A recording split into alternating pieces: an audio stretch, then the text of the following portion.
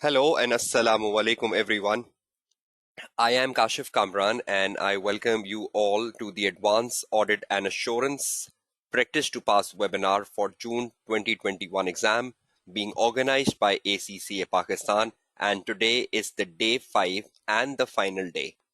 Just before starting on with the proceeding of the final day of the webinar, do let me know that my voice is clear and all of you can hear me. Okay, that is great if my voice is getting through to all of you and it's loud and clear. Now, obviously, this is the final day, a very important day. We're not just focusing on the main agenda for the final day, but I will keep some 30 minutes in the end of the webinar to guide you about the tips and techniques which will really be beneficial for you to pass the AAA paper in the first attempt. So that is very, very important. And let's first start on with the proceeding for day 5 and look at the agenda. Now, day 5, the final day today, I'll be focusing on audit report, and that's the agenda for the final day. Now, obviously, audit report is an important topic, and I will be informing you of the importance of this topic as I start with my day 5 proceedings. So let's start on with day 5 and let's start on with audit report. Okay, so day 5, audit report. Now, you all know that audit report is such an important topic when it comes to the AAA paper. In the section B, one of the question has to be on audit report. Now, examiner used to consistently ask the audit report question in the question number 2 since the September 2018 exams. But in the last couple of exam sittings, particularly in 2020, examiner has been very varied of the position of the audit report question. Sometime it is in the question 2 or sometime it's in the question 3. But irrespective of the positioning, one of the question in section B has to be from audit report. Just like the question number 1. The question number 1 has to be from risk, whether it is an audit risk, it is a risk of material misstatement, or it is a business risk. Just like that, one of the question in section B has to be from audit report. I hope that that is clear to all of you, that how important, how significant this topic is when it comes to your success in the AAA paper. Okay, let's start on with the journey. Let me take on my Word file and to guide you about this topic, we are starting today. So the final day today, 5th day, the 1st of May, and let's see what is the objective in store for the 5th and final day. The objective of this 5th and final day, so that you exactly know what will be coming your way in the next 3 hours and you can plan the 3 hours in effectively. The first objective today is to focus on the audit report without any doubts and its importance to the AAA paper.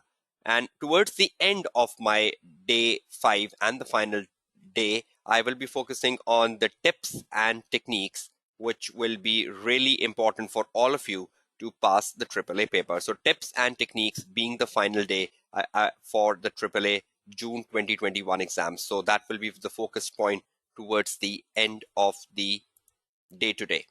So that's the journey. Let's start on first with the audit report. Now, first of all, if I start with audit report as a fundamental topic and guide you about its importance and significance to exam paper, how can you prepare yourself in an effective manner for audit report? Now, my previous webinars, first of all, the March 21 webinar, you can see the hyperlink. My December 20 webinar, you can see the hyperlink. And my September 19 webinar, you can see the hyperlink. These are the 3 good ones, which I would recommend all of you to spend time on. So 3 hours from March 21, 3 hours from December 20, 3 hours from September 19, that's a total of 9 hours. And 3 hours from the June 20 webinar you are currently watching. So that makes the total 12 hours. And in 12 hours, you have an excellent knowledge and an excellent preparation for taking on the audit report question in the exam paper. In this 12 hours, you will get to know every diversity which exists in the audit report topic in the AAA paper. So please ensure that you take time out and you make a timetable of watching the previous webinars so that you have exactly the knowledge which is needed for attempting a question on audit report. Now, beside the previous webinars, let's look at the agenda. The article.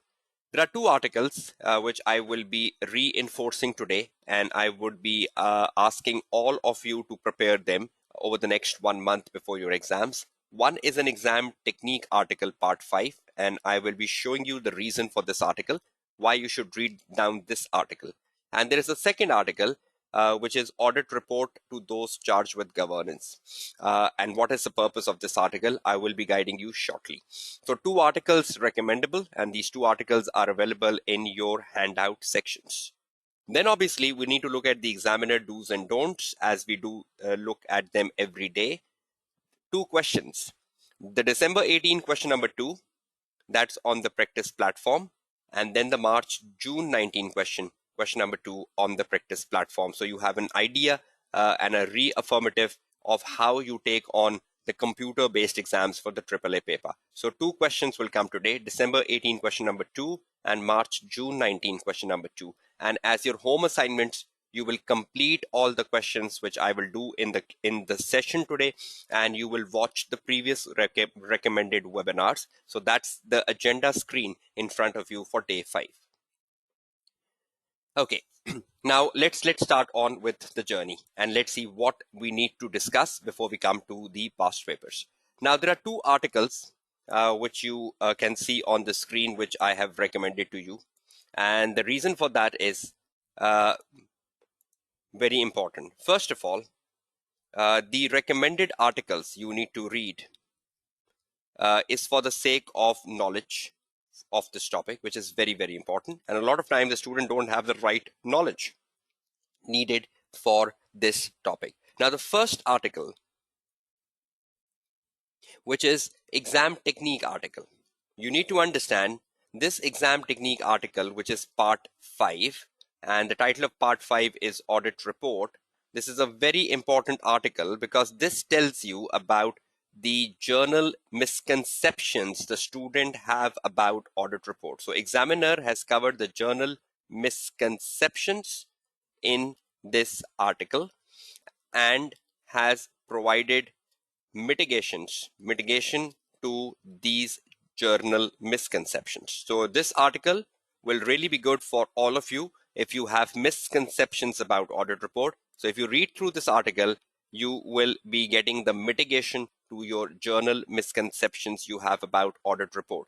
Further, this article will also guide you about exam techniques, that how you should write a good reporting answer, how to write a good answer on audit report.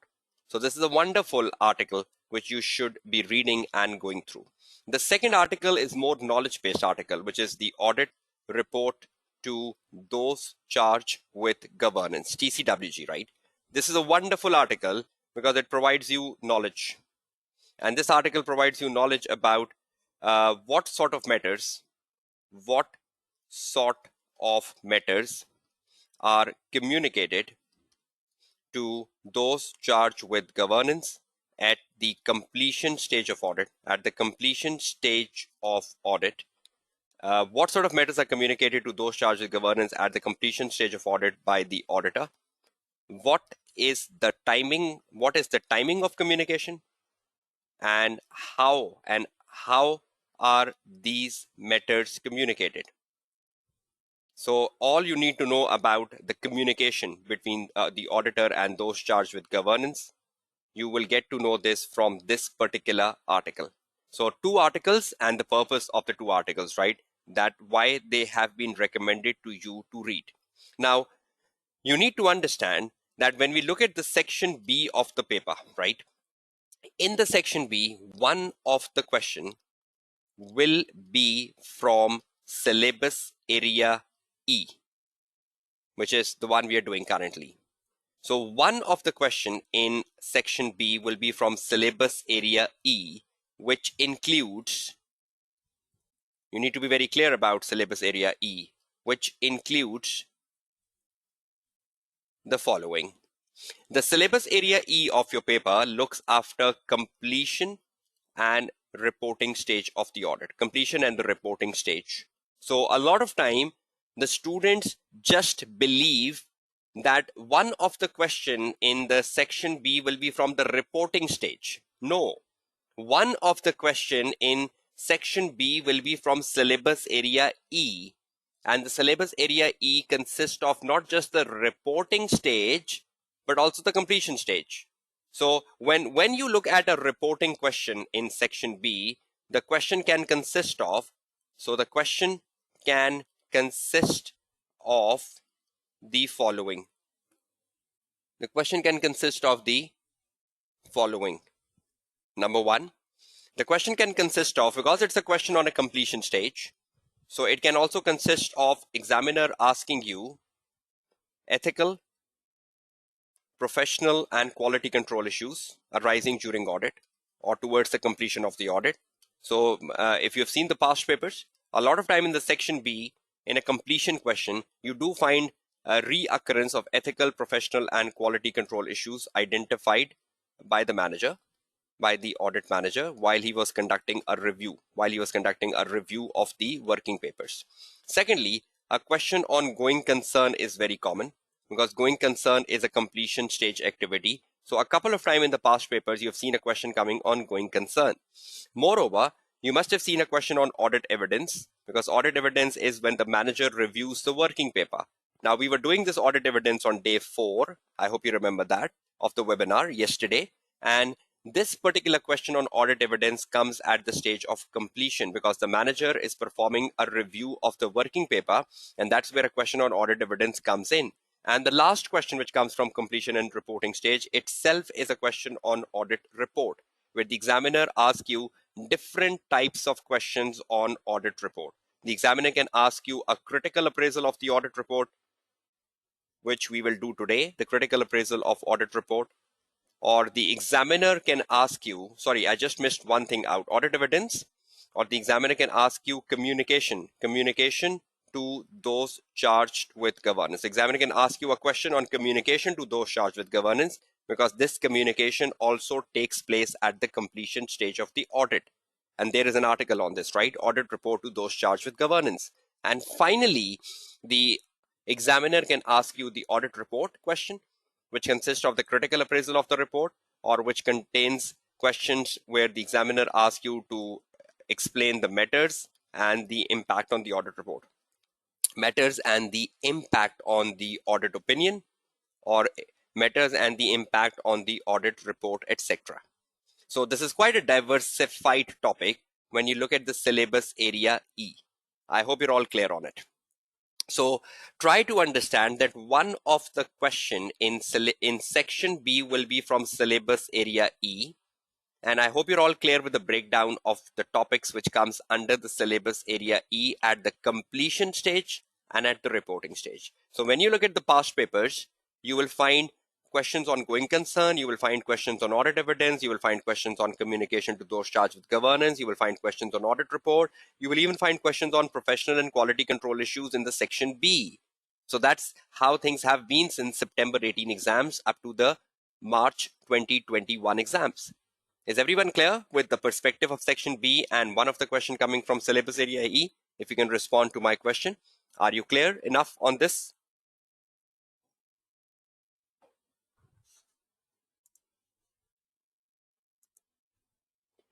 Okay, that's great. Now let's take the step ahead.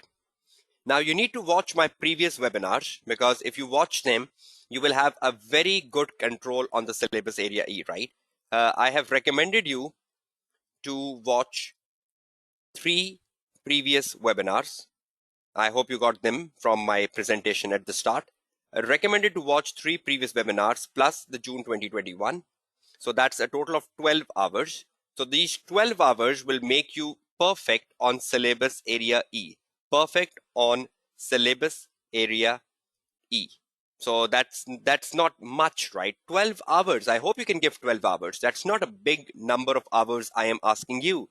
12 hours and you're good enough on syllabus area E and you can score good marks.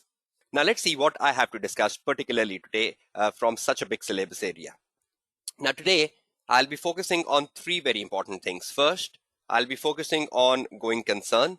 So what will be my focus in June 21 webinar? In the June 21 webinar, I'll be focusing on going concern. I'll be focusing on a critical appraisal of the audit report, a critical appraisal of audit report, and I'll be focusing on communication of matters to those charged with governance. So I'll be looking at these three aspects in my webinar today from the questions. For the going concern, I'll be looking at the December 18 question, December 18 question number 2. And for the critical appraisal of the report, I'll be looking at the March,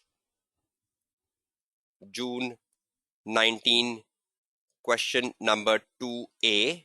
And for the communication of matters to those charged with governance, I'll be looking at the March, June 19 question number 2B.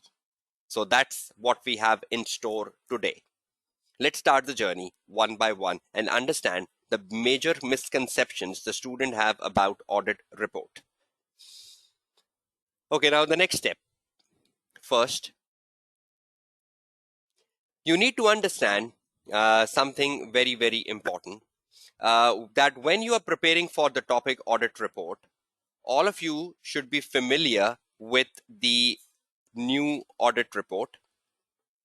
And the new audit report was introduced since September 16 exams. So it's not new anymore, but still the student refers them as a new audit report, right?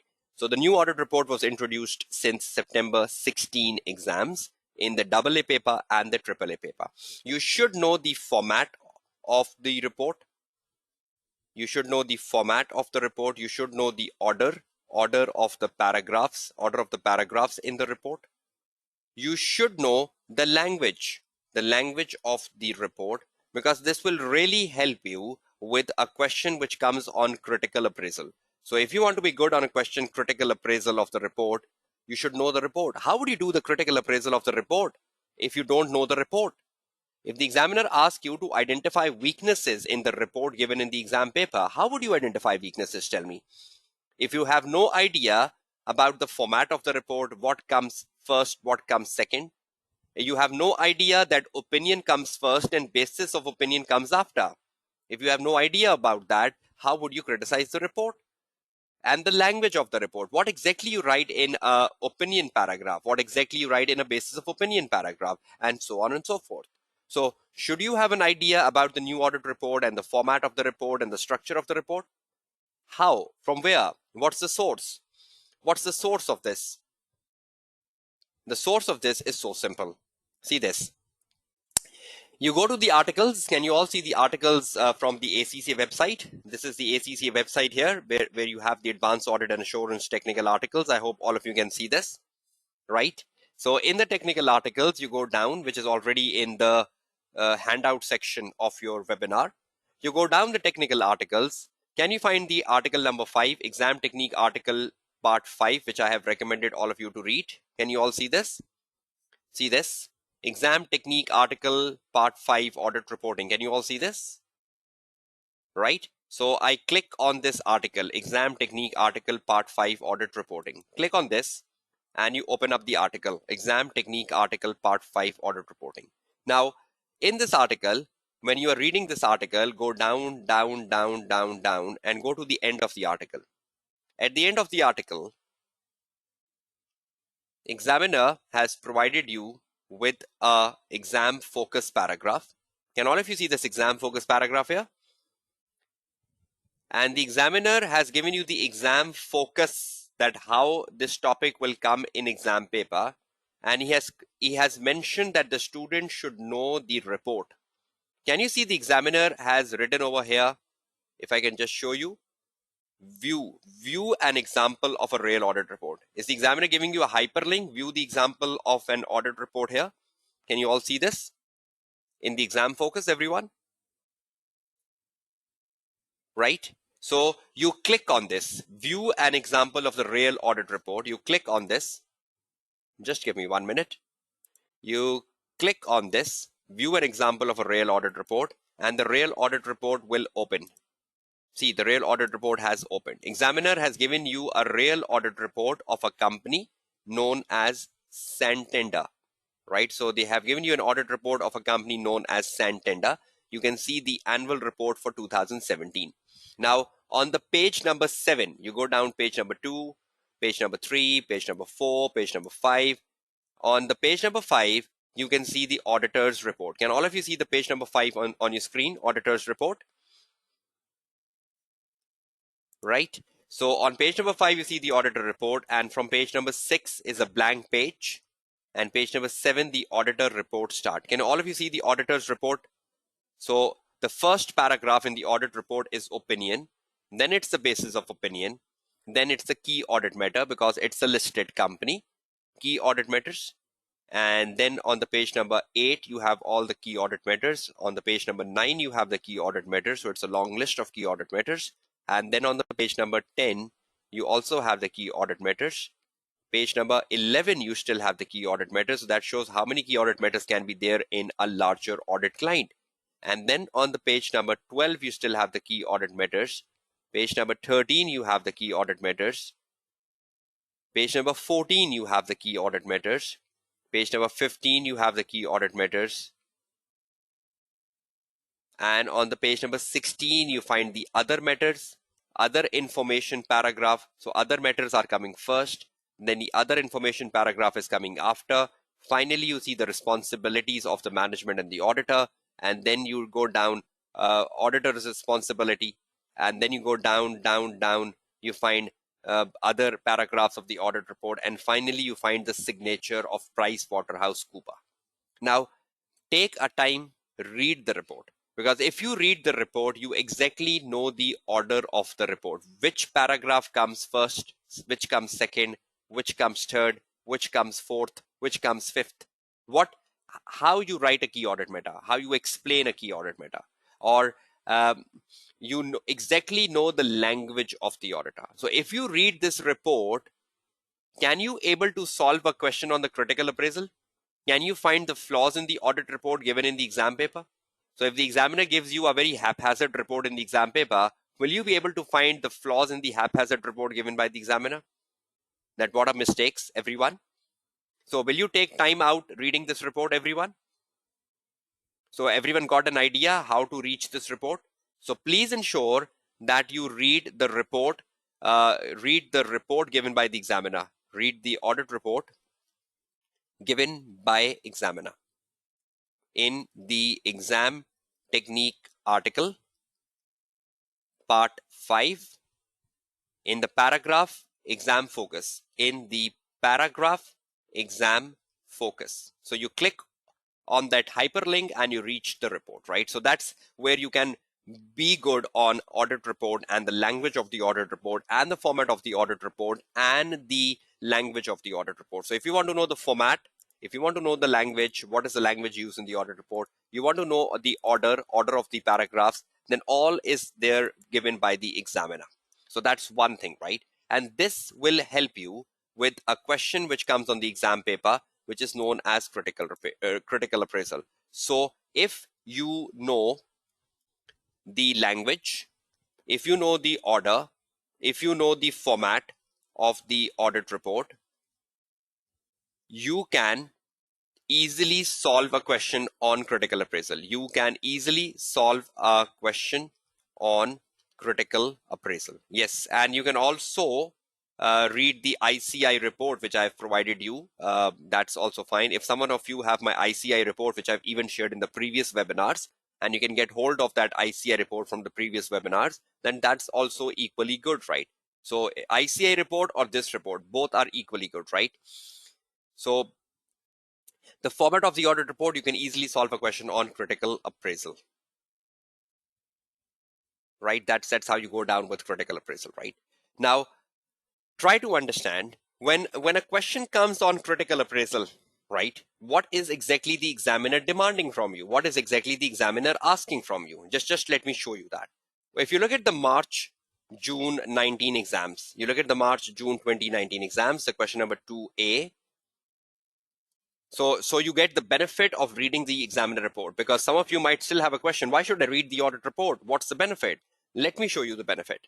You look at the March, June 19, question number 2A, which I'm just putting in front of your screen now for in the next 1 minute.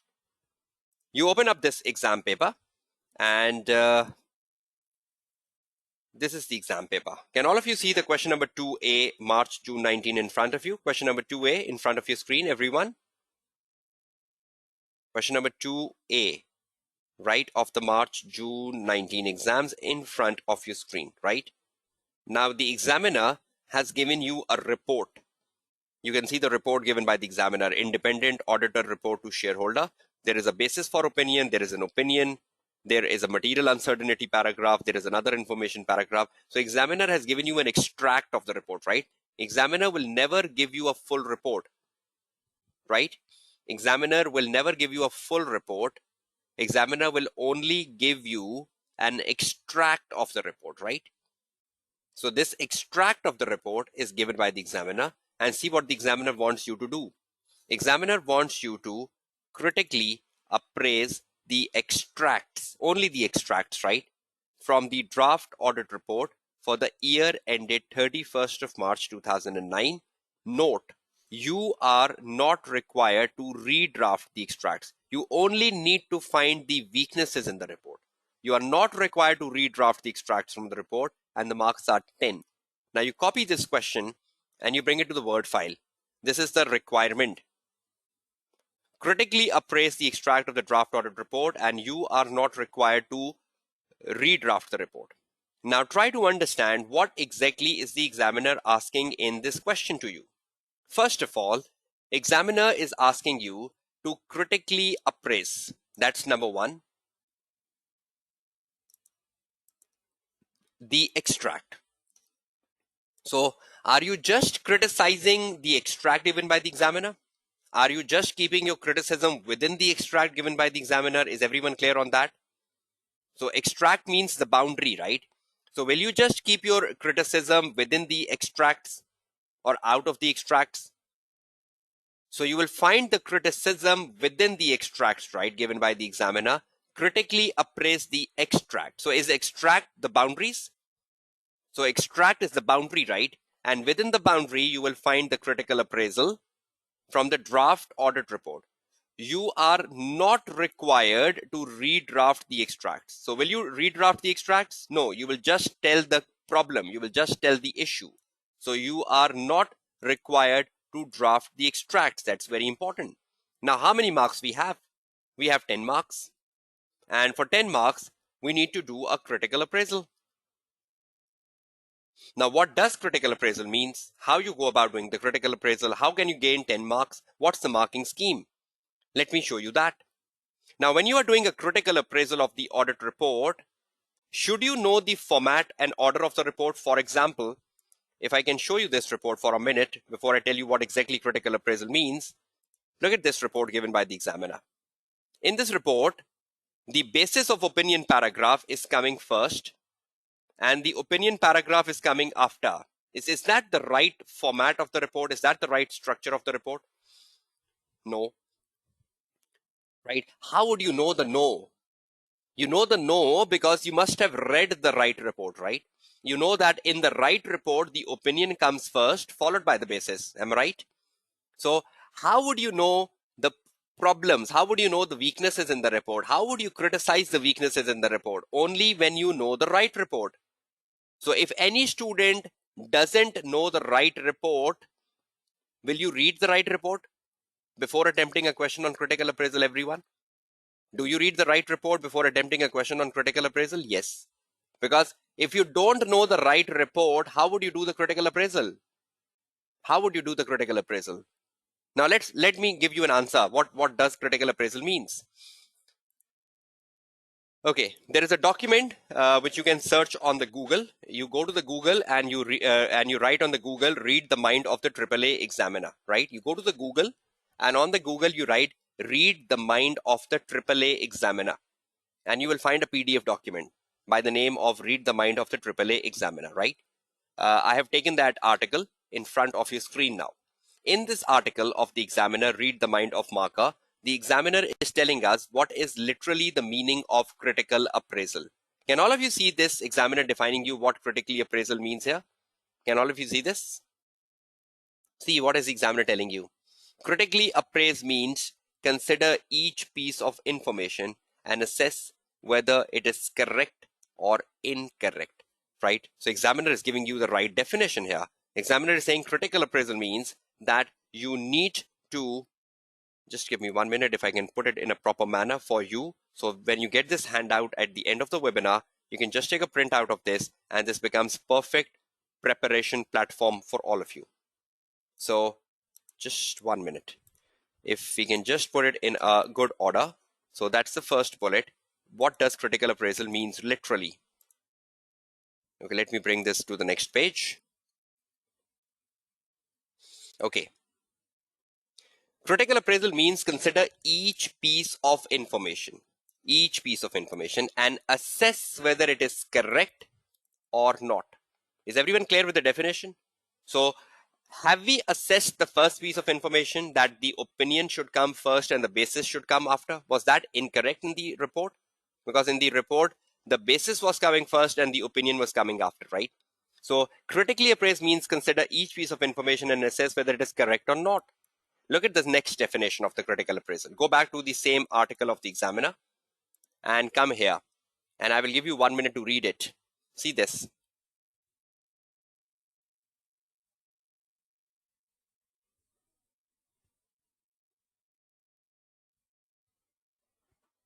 Can you just read the para 1 and para 2 in 2 minutes and tell me you are ready? Can you just read the para 1 and para 2 coming in front of your screen and be prepared to understand what exactly critical appraisal means? Start reading. You have 2 minutes. And once you have read, please tell me done.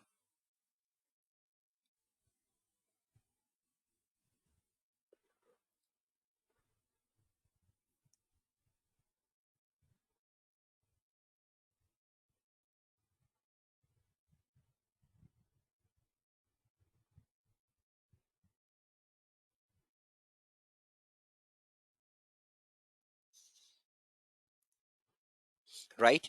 So is the examiner telling you clearly what you need to do when a question comes on a critical appraisal? Right? So examiner is saying the requirement asking for a critical appraisal is this. So in a question on a critical appraisal, this is what you need to do.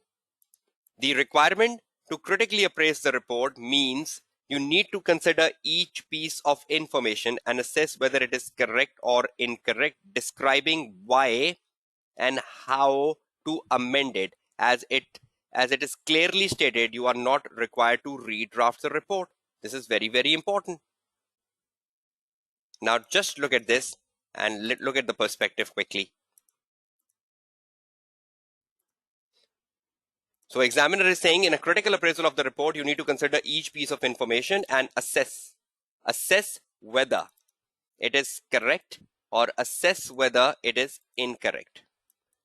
Describing why. Can you look at this word why? Describing why it is incorrect and how to amend it as necessary. So if you pick up an information which is incorrect, if you pick up something in the audit report, if you pick up something in the audit report which is incorrect, right? So you will tell, number one, why it is incorrect, number one. And secondly, you will tell how to amend it as necessary. Is that clear to all of you? Is that what the examiner telling us? I've just made a summary down. So how to amend it as necessary. So if you think something in the report is incorrect, you first need to tell why it is incorrect. And then you need to tell it that because it's incorrect, how to amend it as necessary. You are not required to redraft the extract. So will you write the will you again write the basis of opinion paragraph, or will you write the language of the basis of opinion paragraph, or will you just find the flaws in the basis of opinion paragraph? So not required to redraft the extract means you're not writing the full paragraph again. You're only identifying the flaws. Right? So is that clear? So that's the literal meaning of the word critical appraisal of the report. Next, last paragraph. Back to the same article. Next paragraph. One of the first thing to note is that the requirement refers to the extract, as it is not a complete report. Comments on missing elements do not answer the question set and would therefore earn no marks. So if a student says there is no signature given in the audit report, will you get any marks? Because examiner is saying you only need to find the flaw within the extract, as it is not a complete report. Comments on the missing element do not answer the question set. So do you need to comment just within the extract or out of the extract? You just need to comment within the extract, right? I hope you all agree with me. So let's put this last thing and wrap up this topic and just give you one good show of how you go about doing this. Because I've covered this critical appraisal in my previous webinar as well. So I would like that you watch that. But I just want to give you a proper guidance so that when you watch the previous webinar, you also can be in a better position to solve this question. Okay, look at this.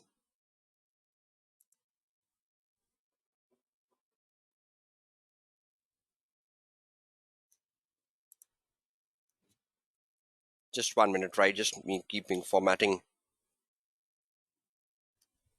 Okay, now one of the first thing to note is that the requirement refers to the extracts. So whatever you're finding is within the extracts, as it is not a complete report, right? As it is not a complete report, comments on the missing elements do not answer the question set and therefore would earn no mark. Is everyone clear on that line? So will you comment on the missing elements which is not in the extracts? Will you get any marks for that? No. So you only need to comment within the extracts of the report, right? So finally, what are you doing? You have 10 marks to gain.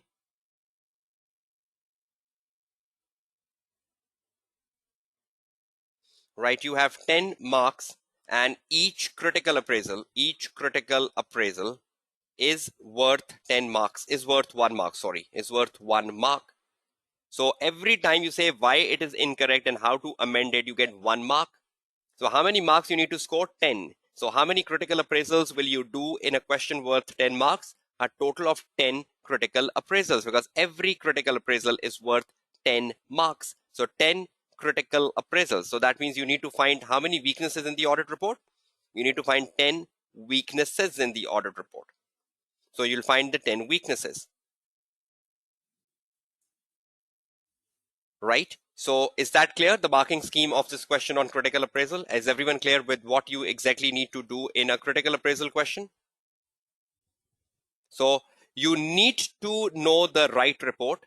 If you know the right report, you can do the critical appraisal. Right? Now, for example, if I can just show you some suggestions from the March-June 19 paper, right? Suppose you're reading the March-June 19 paper and you come about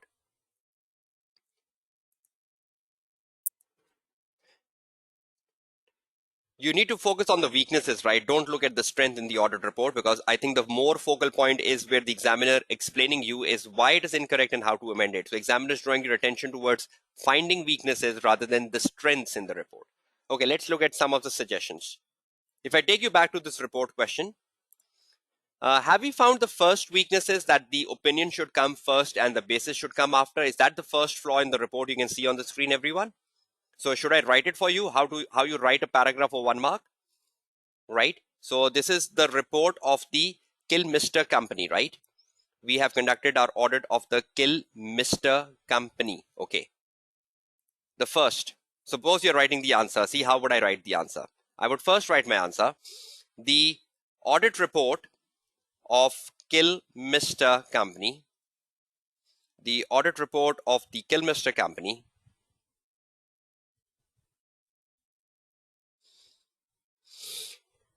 The audit report of the Kilmister company consists. The audit report of the Kilmister companies shows the basis of opinion para first, followed by the opinion paragraph, which is incorrect as per the relevant reporting standards.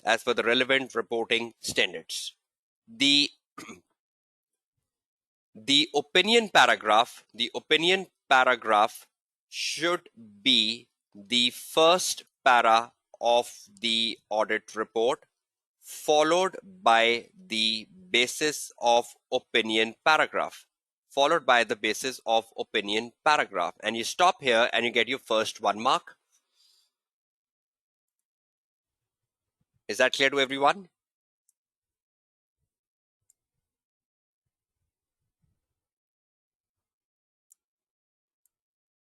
So you just need to find the flaw and you need to tell this is against the relevant reporting standards. And then you need to tell that what should be the correct statement. The opinion para should be first, followed by the basis of opinion paragraph, right? You come to the next point. Let's see if we can find a couple of more and wrap up this answer. You come to the next March, June 19, and you start with it. See the title of the report, Independent Auditor Report to the Shareholder and the Directors. Is that wrong? Do you believe that the title of the report is only to the shareholder, not to the directors? Is that right? So should the report only be referred to the shareholders, not to the directors? So is that the wrong title of the report? Everyone? Right? So should we focus on it? The next one. The title of the audit report, or you can bring the title first. The title of the audit report is inappropriate, is wrong. The title of the audit report is wrong as it is currently addressed to both the shareholders and the directors. It is currently addressed to both the shareholder and the directors. The audit report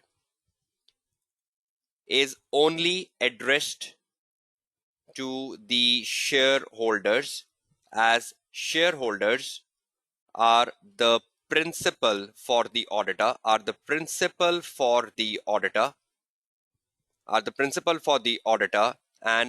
the one who has appointed the auditor. First stop. So the title of the audit report is wrong as it is currently addressed to both. The audit report is only addressed to the shareholder, as the shareholders are the principal for the auditor and are the one to whom who has appointed the auditor. You get 1 mark. So is everyone right? How would you go about taking your 10 marks? You pick up a weakness and you justify why it is a weakness, number 1, and then you tell what is the way to amend it. What should be the amendment? And you get 1 mark. Right? So in this way, how many paragraphs you need to accumulate for the March, June 19 question number 2A? I have accumulated 2 paragraphs for you, right? In total, how many paragraphs you need to accumulate for 10 marks? A total of 10 paragraphs, right? Okay, just one last and I'm exiting from this question.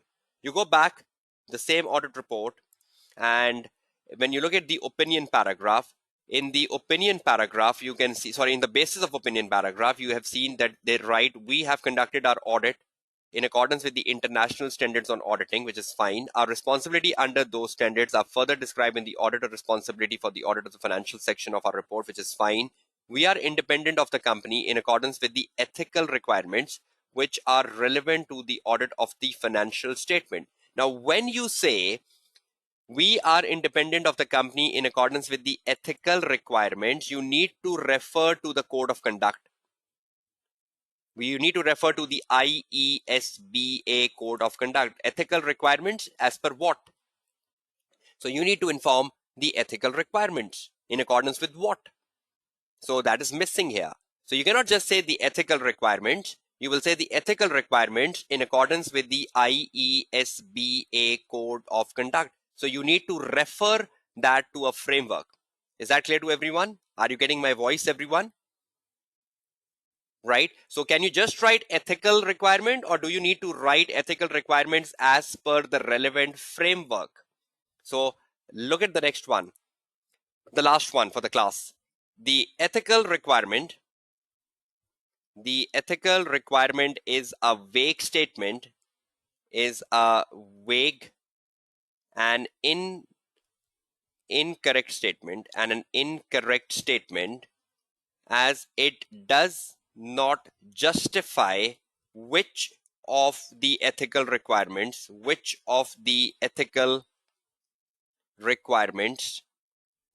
has been followed, which of the ethical requirements have been followed. That is the framework of ethical requirement is missing. That is, the framework of ethical requirement is missing. The audit report should mention IESBA code of conduct as a proper jargon. How would you know this? How would you know that in the audit report you need to refer to the IESBA code of conduct as a proper jargon? Only when you read the proper report, which I have recommended you to read. So you can be excellent on a critical appraisal if you know the right report. So will you find time reading the right report so the critical appraisals becomes easier for you? It is such an easy question where you can score 100% marks. It is such an easy question where you just need to pick up a weakness and you need to justify why it is a weakness and you need to tell the amendment. But only a student who is good at the report can do it, right? But if a student has not read the actual report given by the examiner, will you be good in it? Is that clear? So please continue with writing the rest of the answer yourself. This was just a suggestion from the March-June 19. Question number 2A, and this is just a critical appraisal which you will continue off and watch my previous webinars. Is everyone clear on the first topic, critical appraisal of the report? Have I guided you about what is exactly the meaning of it? And is everyone clear how to prepare for this topic and how to go about with this topic? And will you watch my previous webinars, right? Okay, good enough. Come to the next requirement. The next requirement is communication of matters to those charged with governance, which is something which takes place at the completion stage of the audit. Have I recommended you to read an article on communication of matters to those charged with governance, which comes at a completion stage? Right, so please ensure that you take time out and read this article. Let me take it to the next page and start an exercise on this. One of a question has come on this topic, and that's just once in the recent papers. What if it comes next in your exam paper in June 21? So it's better you prepare it. Communication of matters to those charged with governance. This is a topic which has only been tested once in the recent exam papers. Once in recent papers, and that is the March-June 2019. Question number 2B. What if it comes next in your exams, June 2021? So it's better you prepared it and you know exactly this question and you have attempted this question before you enter the exam hall. Communication of matter to those charged with governance. Now, first of all, when you look at this question from the March-June 19 paper, the same question we were looking for, question number 2A, where we had the report, and in the report you need to do the critical appraisal. You go down and you come to the question number 2B. Can all of you see the question number 2B on your screen now? Okay, you see the question number 2B and you scroll down. Okay, now can you see the requirements? The requirement says, from the information provided above, recommend the matters which should be included in the Eddy and Company's report to those charged with governance and explain the reason for their inclusion. What matters will be included in the report to those charged with governance and why? The marks of 15. Let's understand the requirement. The requirement is pretty simple provided you understand it. Let me put the requirement here and let's do a good analysis and the marking scheme, right? So the requirement says, From the information provided above, which is above obviously, recommend. What do you need to do? Recommend. So you need to recommend the matters which should be included in the report to those charged with governance. The matters which should be included in the report. So matters which should be included in the Eddy and Company report. Eddy and Company, the audit firm, right? In the audit firm report to those charged with governance.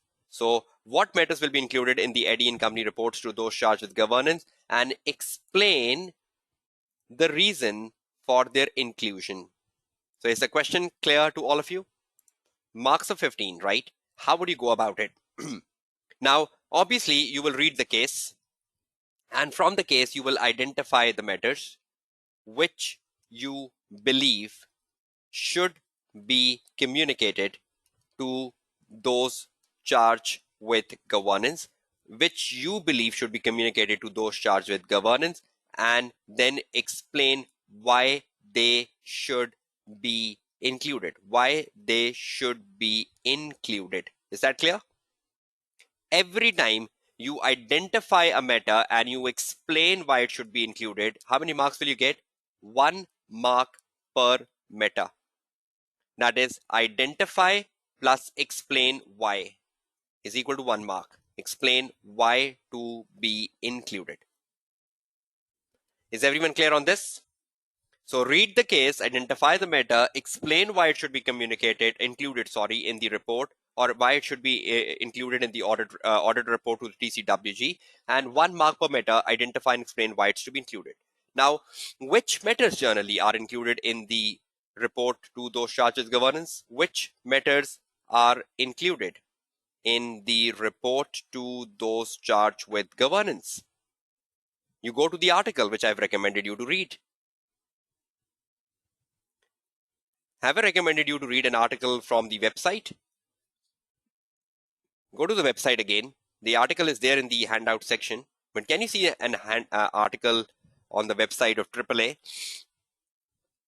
The third last article, if I remember rightly. See the third last article from the bottom of the screen? Can you all see the third last article? Auditors report to those charged with governance. Can you see the screen, everyone?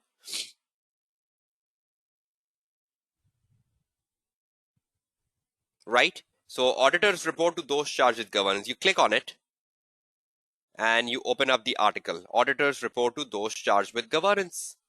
And you go down and you read the article. And you scroll down, scroll down, scroll down. Can you see the list given over here?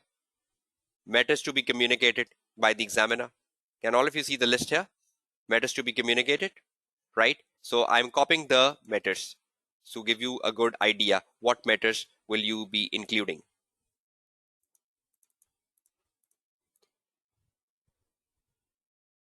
So I copy them and I put them here. So you know the knowledge, right? So let's put the long list here from the article, right? So let me just put them into a proper format for all of you.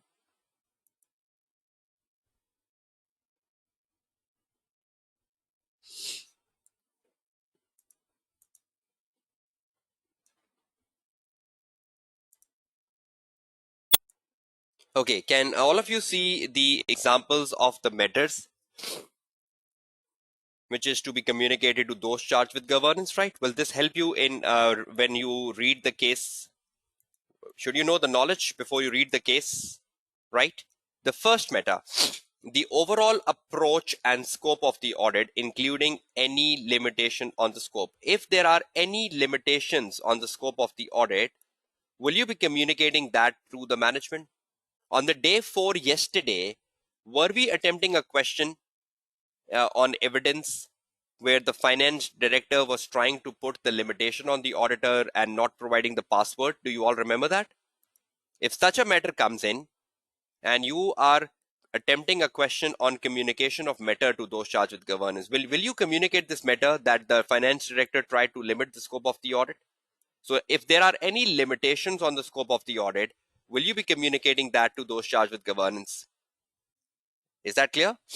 Next, the accounting policies and any changes to them that could materially affect the financial statement. You will also be communicating to those charged with governance the accounting policies and any changes to them. If you think there is an accounting policy which is wrong and you want the accounting policy to be changed, so will you be communicating to the management the changes needed in the accounting policies in the case study? Number 2. Number 3, adjustments arising. Will you communicate to the management any adjustments you want to make in the financial statements? Adjustments in the financial statements. So if you want to debit something and credit something as an auditor, so will you communicate management the adjustments in the financial statements required during the course of your audit when you're doing your substantive procedures? Next, any material events or uncertainties which could put a question mark on the going concern status. So if there are any material events or uncertainties which you have found in the audit which you believe would impact the going concern status of the company, will you communicate that to the management? Okay, any disagreements with the management? If you have any disagreements with the management over accounting treatments, will you communicate them to the management as well? Okay, will you communicate to the management any expected modifications to the audit report? So if you want to issue a qualified opinion or if you want to issue an adverse opinion, will you communicate that to the management as well before you issue it? So any expected modification to the audit report, you will also be communicating that to those charged with governance. And finally, material weaknesses in the internal control system. So if you found any material weaknesses in the internal control system, you will also be communicating that to those charged with governance. Is that clear? So was this article productive, giving you examples?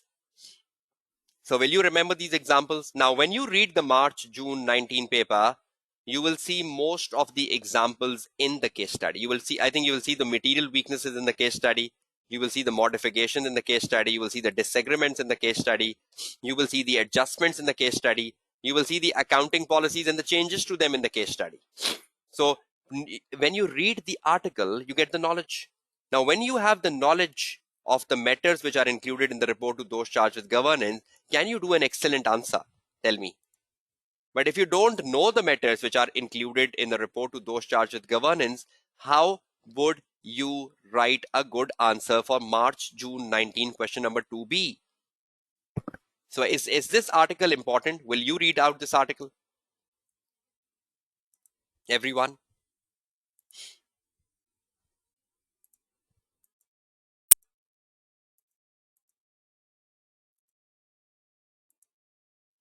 Right? And the final thing from the article, just for a sake of knowledge.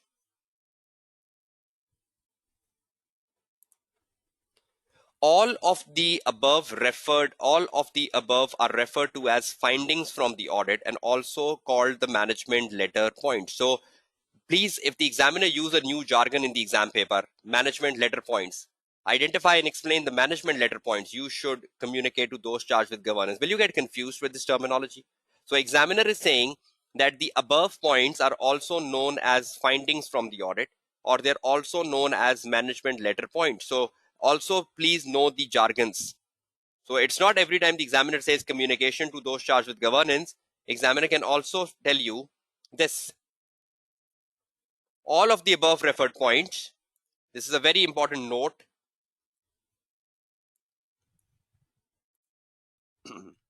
So should you know that all of the above points are known as the matters to be communicated to those charged with governance, number 1, and they're also known as findings from the audit.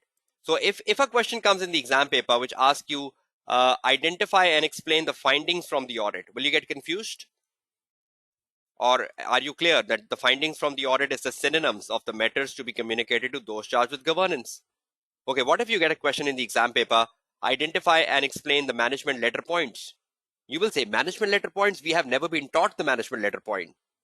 So do you know the synonyms now, everyone? They're all the same. So will you get confused if a question asks for such things in exam paper? So is it important to read the article? How many of you have ever read this article before the day 5 of the webinar today? How many of you have read this article before this day 5? Never read it. Okay, Ramsha. Just once, Molly. Okay, so those of you who have not read it, never read it, will you read it? Have you found the importance of this article? On the basis of this, can you solve the question number 2B of March June 19 exams? Okay, that's great. Okay, next, last. Examiner expectations, and we're wrapping up this topic. Examiner expectations for March June 19, question number 2B. So you can solve it in an excellent manner by watching my previous webinars. Do you want to see the examiner expectations? What went wrong with students when they were attempting the question number 2B in the March June 19 exams? Do you want to see what the students did wrong in this question? Okay, let's find the answer. Okay, you go to the examiner report. This question basically came in June 19, not March, because we have a hybrid paper March June 19. But actually, you will find this in the June 19 examiner report. So if you download the June 19 examiner report, you will find the criticism of the examiner in the June 19 examiner report, right? Let me show you this. Okay, can you see this here? Requirement B for 15 marks, required candidates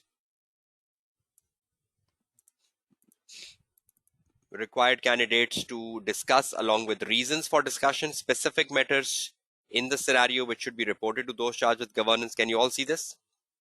So can you just read this paragraph till here, from where I started blue and ending blue? Can you just read it in a minute and see what is the criticism the examiner is telling you? Start reading the paragraph which I've highlighted in blue only.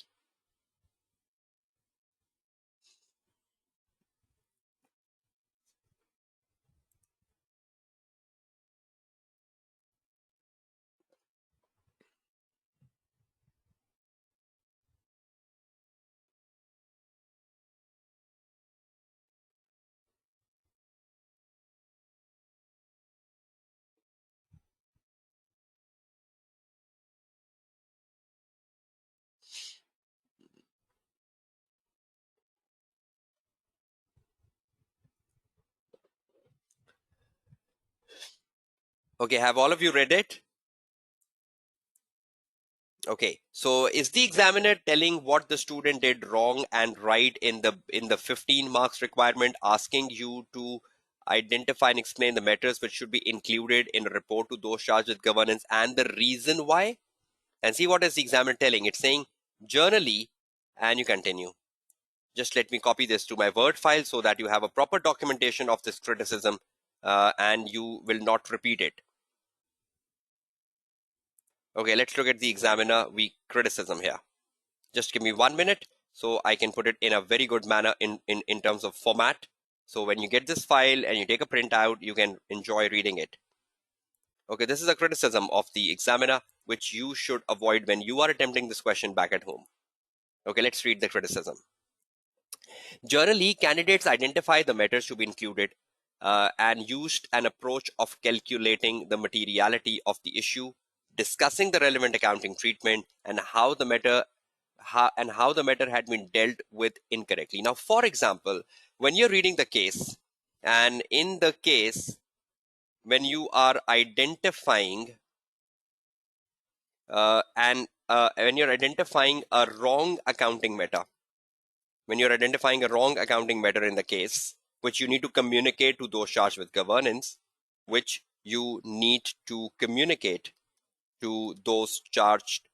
governance, So examiner is saying, because you need to communicate a wrong accounting matter to those charged with governance, so for that wrong accounting matter, you need to calculate the materiality first. Calculating the materiality of the issue first, number one, this will give you 1 mark. So if there is a wrong accounting treatment and you want to communicate that to those charged with governance, so you will first calculating the materiality of the issue, discussing the relevant accounting standard. So you will tell the right accounting treatment. You will discuss the relevant accounting standard, that what should have been the right treatment because the management has done the wrong, and how the matter had been dealt with incorrectly. What led to the matter being dealt incorrectly, or what should be the adjustment? You should tell management the adjustment, or you should propose an adjustment to the management. You should propose an adjustment to the management. I'll just show you by writing it. So if you identify a matter which you need to communicate to those charged with governance, and that matter relates with an accounting matter, right? So first of all, in the exam, you will find the materiality of that accounting matter. You will then put the relevant accounting standard, that what should have been the right treatment, and then you will also tell those charged with governance the proposed adjustment needed to make the correction. Is that clear to everyone? So how many marks will you get for this? If you tell the materiality, you will get 1 mark.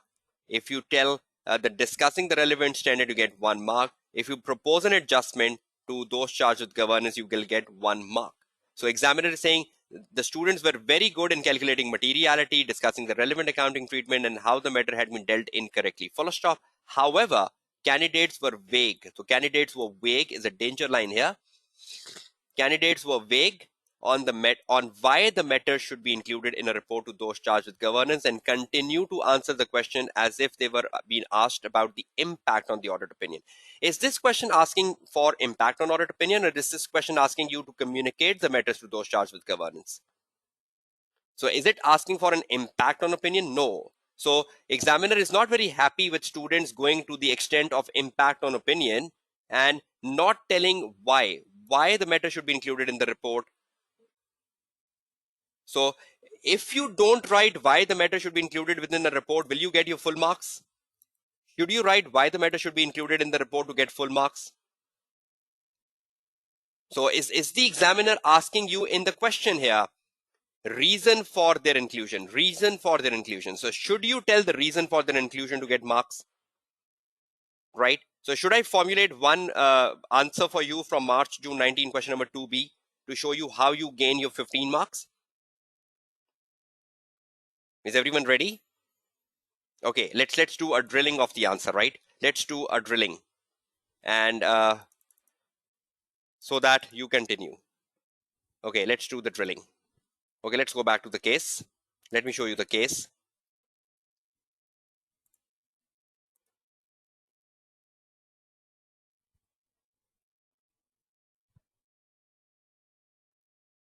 Okay, can you just read the paragraph 1 and 2 in front of your screen quickly before I show you the rest of the case, so that you also participate in the webinar? Can you read the para B1 and B2 coming in front of your screen quickly and tell me that you have read it? Start it now, ASAP.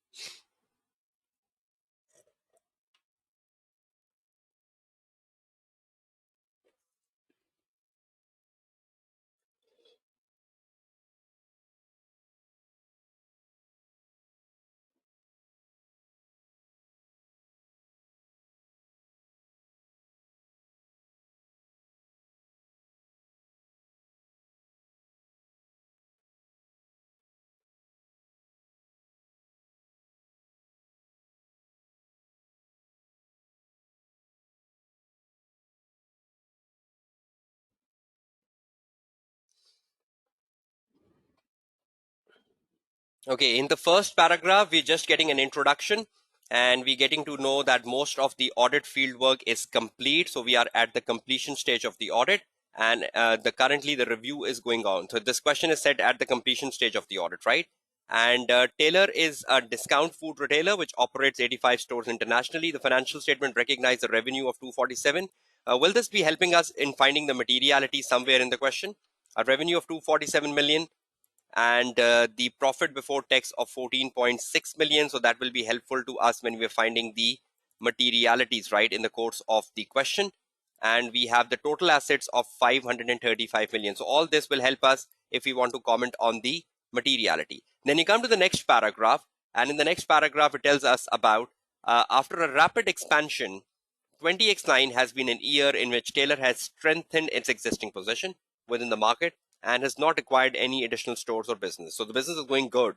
The company's draft statement of financial position includes a property portfolio. So you have a property portfolio of 315 million, which is quite a significant if you look at the total assets, of all of which are legally owned by the entity. In the current year, the company has chosen to adopt a policy of revaluing its property portfolio for the first time. So the company has chosen to adopt a policy. Is there a change of accounting policy during the year? The company has chosen to adopt a policy of revaluing its property portfolio for the first time.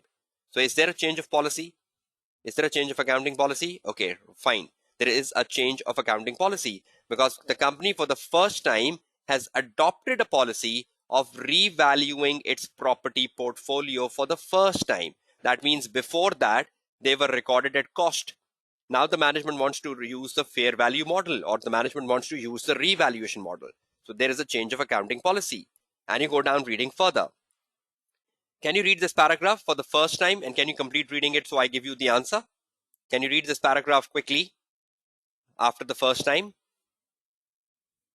Everyone?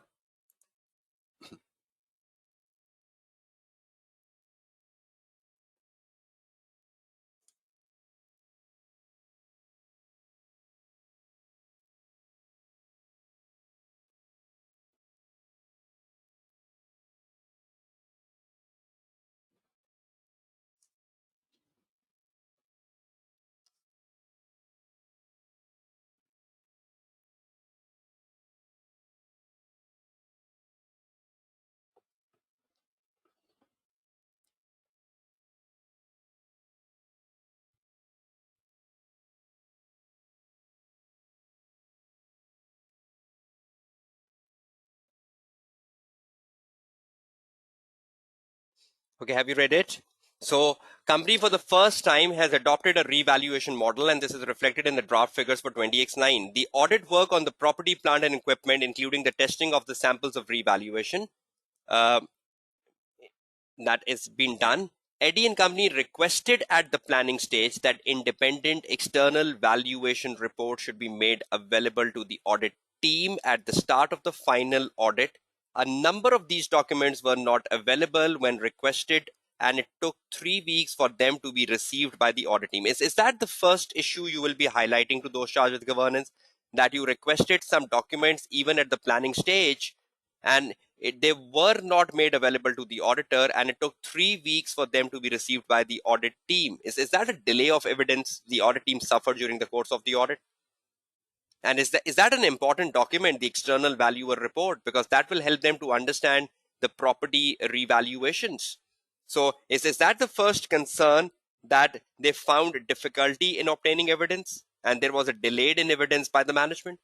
So is that the first matter you should be communicating? See how you write an answer. Number 1, matters to be communicated to TCWG, and you start writing your answer first. First para, the para first.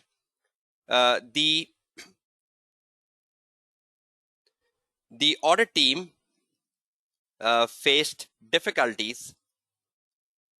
The audit team faced difficulties during the audit in the audit teams faced difficulty during the audit in getting information, or in getting getting information on time from the management, despite request being made at planning stage.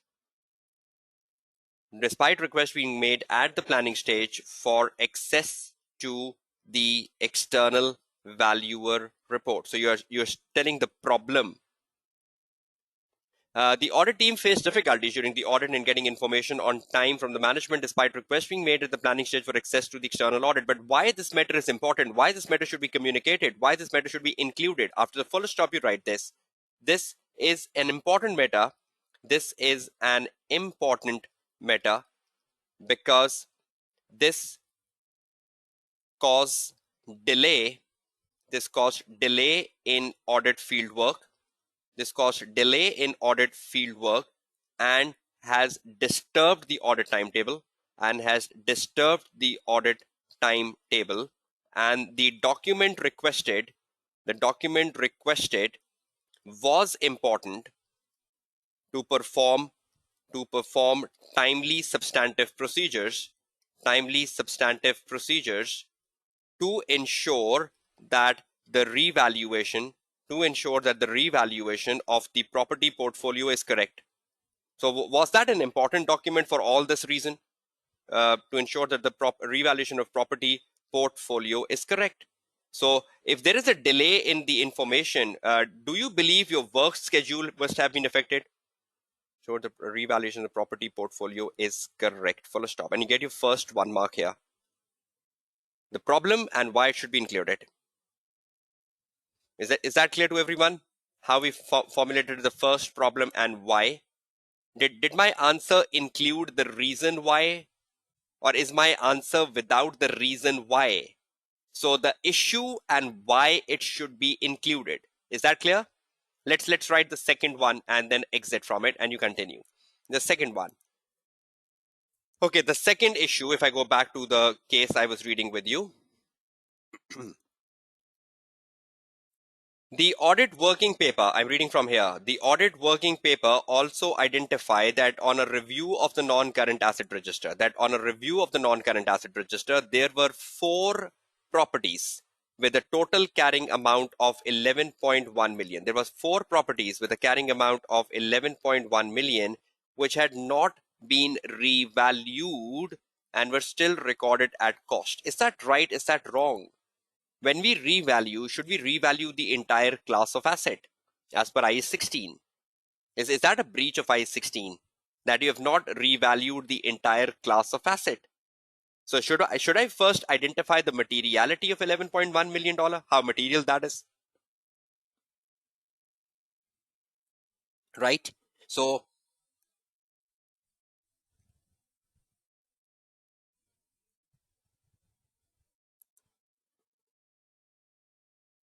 right? So, do you believe 11.1 million reflects the 4 properties which were not revalued and they're still held at a historic cost? Is that the right accounting treatment? No. So, can you tell me the $11.1 million? Can you just divide $11.1 million with the total assets? Tell me how much is it in terms of the total assets? The total assets are 535 million. So, it's 2.07% of the total assets. That's wonderful answer.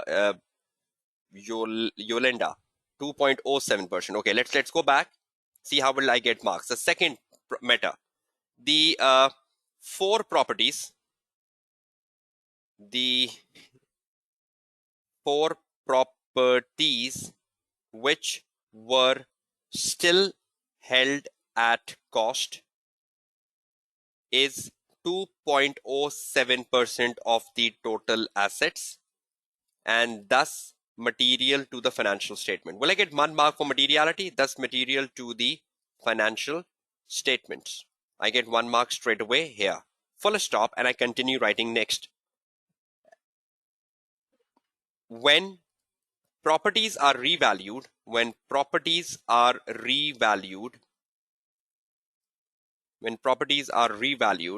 the entire class of asset, that is all the properties should be revalued for the sake of consistency. That is, all the properties should be revalued for the sake of consistency of accounting practices.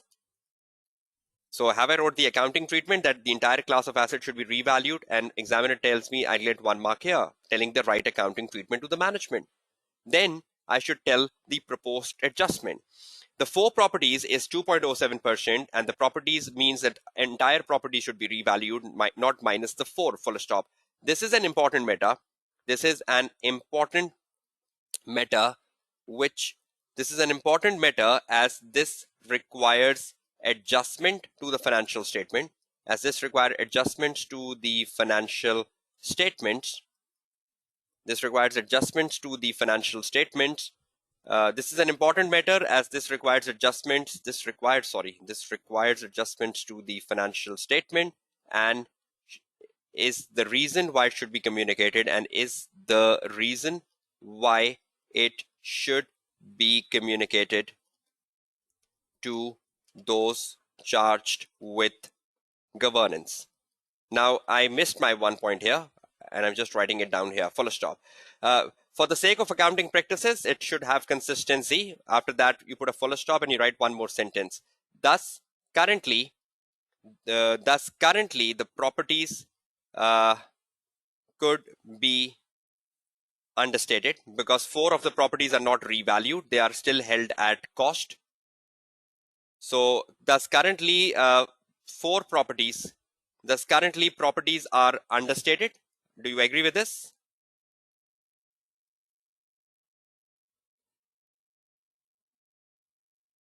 Right? So thus currently the properties are understated and the revaluation, thus currently the properties could be understated. Full stop. I'll get 1 mark for the adjustment, and this is an important matter as this requires adjustment to the financial statement and is the reason why it should be communicated to those charged with governance. Full stop. So this paragraph is giving me 3 marks. So every time you communicate a matter, you need to tell why this matter should be communicated. Can you see this yellow? Why it should be communicated? Can you see this yellow?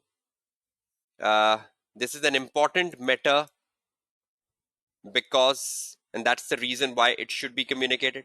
So am I missing on the reason for inclusion? Yes, the 10 marks includes, right, the marks for materiality and standard. This is what the examiner is telling us, right? That the students who calculated materiality, who discussed the right accounting treatment, did gain marks. So if you are communicating a matter, Ramsha, to the management, which is an accounting matter, so you will get marks for materiality, you will get marks for discussing the right accounting treatment, you will get marks for the proposed adjustment. So if there is an accounting matter to be communicated, your marks will accumulate very sharply. Is that clear?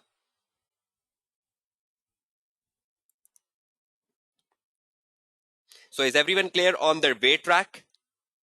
Will you be able to complete this answer? Matters should be communicated to those charged with governance. Will you find the way of writing? Have you found the way of writing it?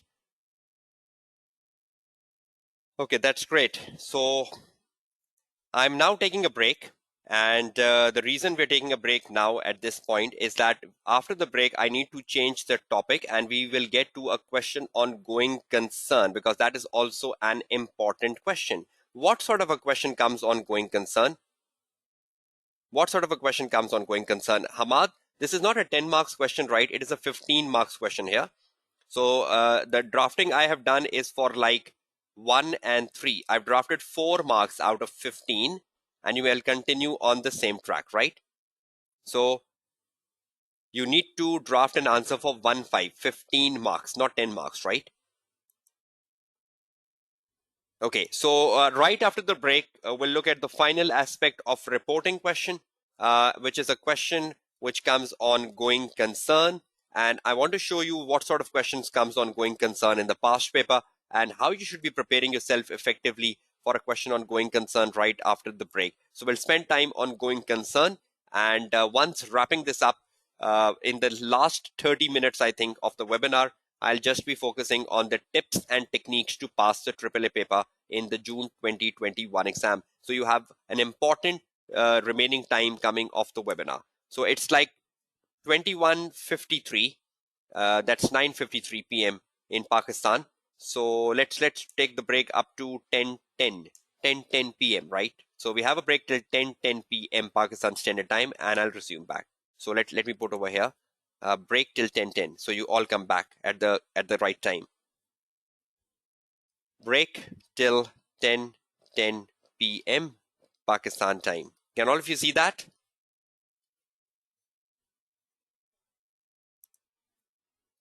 Right, so is a break time. So come back after the break. I hope you had a productive session so far. I tried not to repeat things which are covered in my March 21 webinar and December 20 webinar, because after this webinar, you need to watch that. So if I do all the same things which I did in March 21 and December 20, then obviously the purpose of the library created for the students by ACCA will be impaired, right? So when you have a library available, so you can watch the library, right?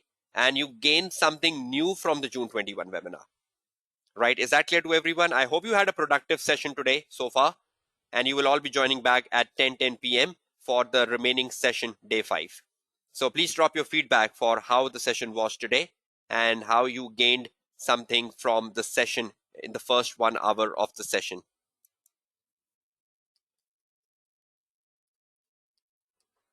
Okay, I'm off to a break, muting myself. Please drop your feedback for the session. That will be really encouraging. And I'll see you back at 10 p.m. Pakistan time. Thank you.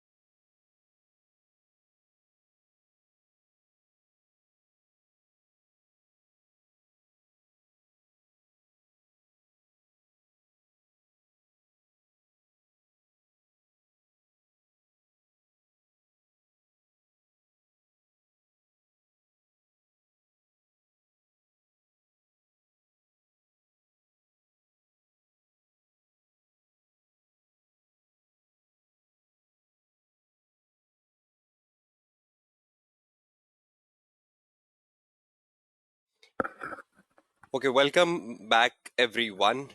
Just confirm me that all of you can hear me so we can start with the last part of the day 5.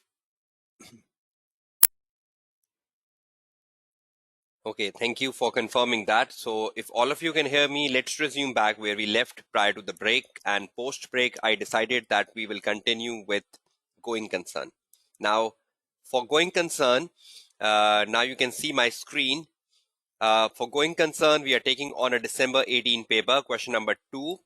And that is the recent question which came on the going concern, at least a recent in terms of being published by ACCA. Now, going concern is an area where you should be very well prepared, and my previous webinars will also give you guidance about that. Now, I would like to discuss particularly the question number 2 from the December 18 paper, which I've just copied on my Microsoft Word file during the break.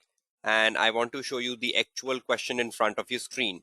I hope you can see the actual question number 2 in front of your screen now from the December 18 exams. That's where the question is. This is the question right now in front of your screen. The Dale company is a family owned business. So you see this question in front of your screen. You have the statement of financial position given in this question, and you have the statement of comprehensive income given on the next page, the statement of profit and loss account, sorry. And then you have some note numbers.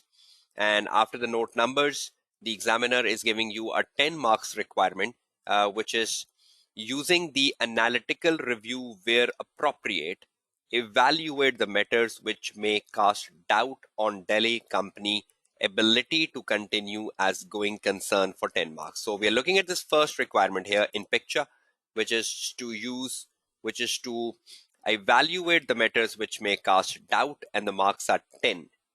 Look at what we need to do here.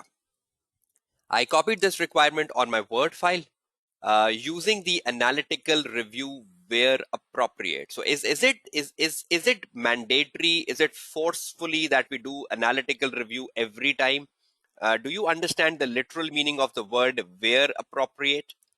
So it's not forcefully, right? It's not forcefully. Examiner is saying using the analytical review where appropriate, evaluate the matters which may cast doubt. So you need to evaluate, and you need to evaluate the matters which may cast doubt on the ability of the company to continue as the going concern. Now it's pretty simple.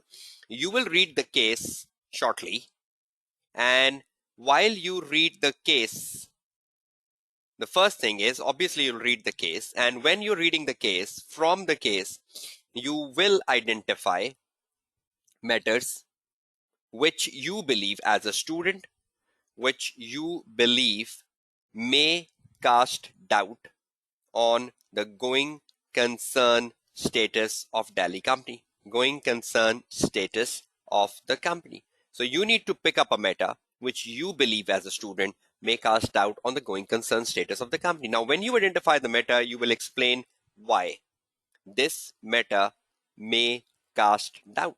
Why you believe this matter may cast doubt, because you identify the matter, right, in the exam paper. So you need to explain to the examiner why this matter may cast doubt on the going concern status of the company. So again, the important underlying issue is explaining why. Identifying the matter, all students are very good at, but explaining the matter and explaining why this matter may cast doubt is where students are very poor at. So that's an area where I need to be addressing. So this is the sequential steps, right? You should follow when you're attempting a 10 marks question from December 18, question number 2B. Now, using analytical review where appropriate is important. Now, you might find a matter which may cast doubt, and the matter could be something narrative. You can have a narrative matter, right? I hope you understand what narrative means. You can have a narrative matter in the case. So you might find something from a narrative matter. For example, let me show you that. You go to the case December 18 and look at this matter here. Look at the matter number 4 on your screen I'm highlighting. Look at this matter number 4 I highlighted, everyone. A major new competitor has moved into Delhi company market in October 20x8. Is that a threat to Delhi? Will this cast doubt on their going concern status? Because a major, look at the word major, not a minor, a major new competitor. Is this an example of a narrative matter which you can identify from the case study and tell examiner why this may cast doubt on the going concern status of the company? So in the case study, you might find a narrative meta, for example, this, right? But in the case, you might find a meta which is through the analytical procedure. For example, you may find a meta through a narrative, and you might find a point through the analytical procedure in the case paper. Now, do you believe examiner has given you a lot of financial information in the paper? Examiner has given you the P&L. Examiner has given you the profit and loss, right? Examiner has also given you the balance sheet. So can you look at the balance sheet of this company and you can find the current ratio of the company, because current ratio is very closely connected with a matter which may cast doubt on the going concern status. So do we have the current assets? Yes, we have. We have 9.5 million current assets in 2008. We have 6.9 million current assets in 2007. And we have the current liabilities also. We have the current liabilities of like 6 million in 2008, and we have the current liabilities of 2.9 million in 2007. So can this be an analytical procedure if you calculate the current ratio and you convert the current ratio into a measure which may cast doubt? Can you just quickly calculate the current ratio, everyone, if you can possibly do that?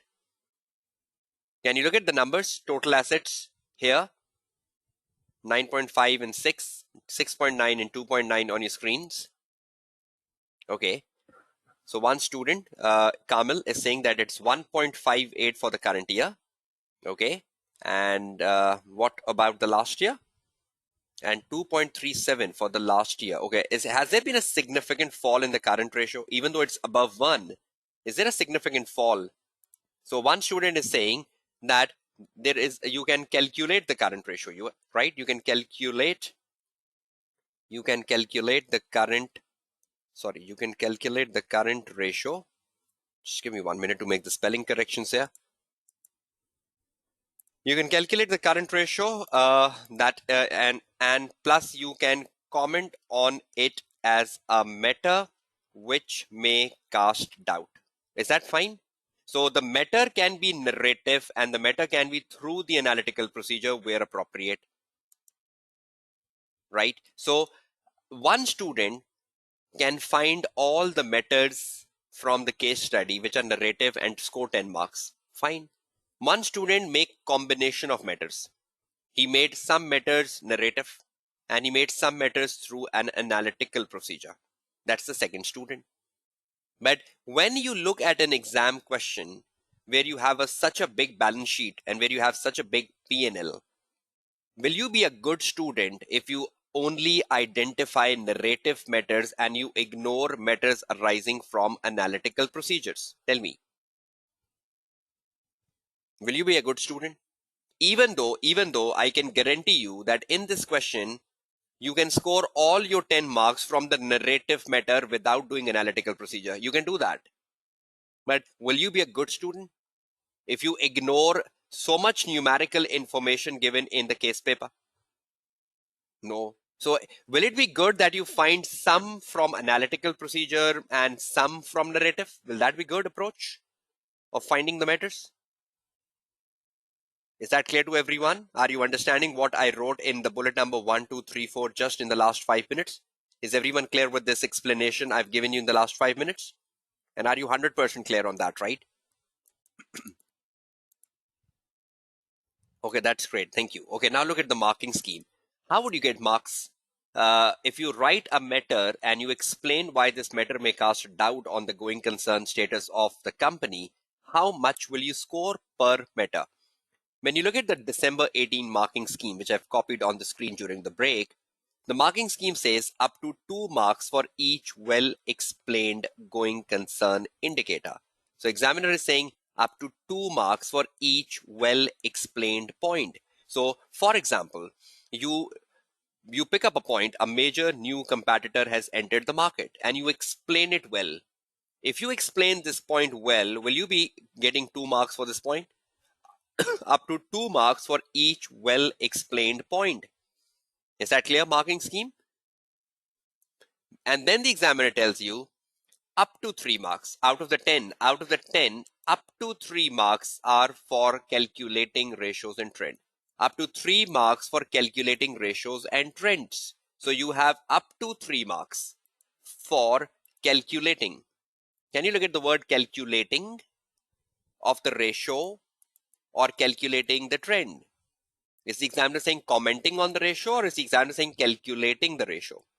But up to 3 marks for that. Now just let me show you something before I show you the examiner criticism. For example, there is a student who do this question from December 18, right? Suppose you started this answer December 18, question number 2B, and you are writing matters which may cast doubt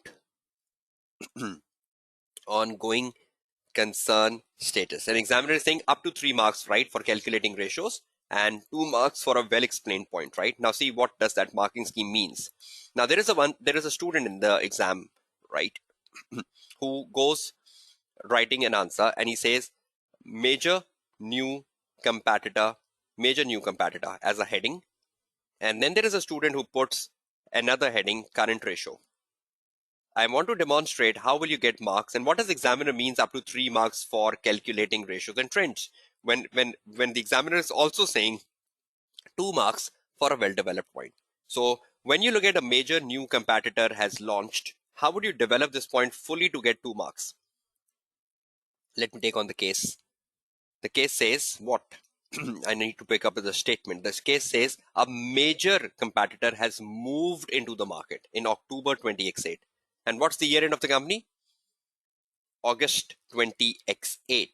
So has this competitor moved after the year end of the company? And will this be impacting the foreseeable future?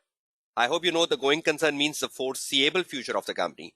So will it be impacting the 31st of August 20x9, the foreseeable future? Because the major new competitor has moved in October 20x8. So is it part of the foreseeable definition? Foreseeable future? Right? So let's start getting to the point, right? See how I write it. A major competitor has moved into Dali market. I hope I'm taking the name of the company right. It's Dali, right? Or whatever that is. A major new competitor has moved into Dali market in October 20x8, which may impact on the future sales, and market share of Dale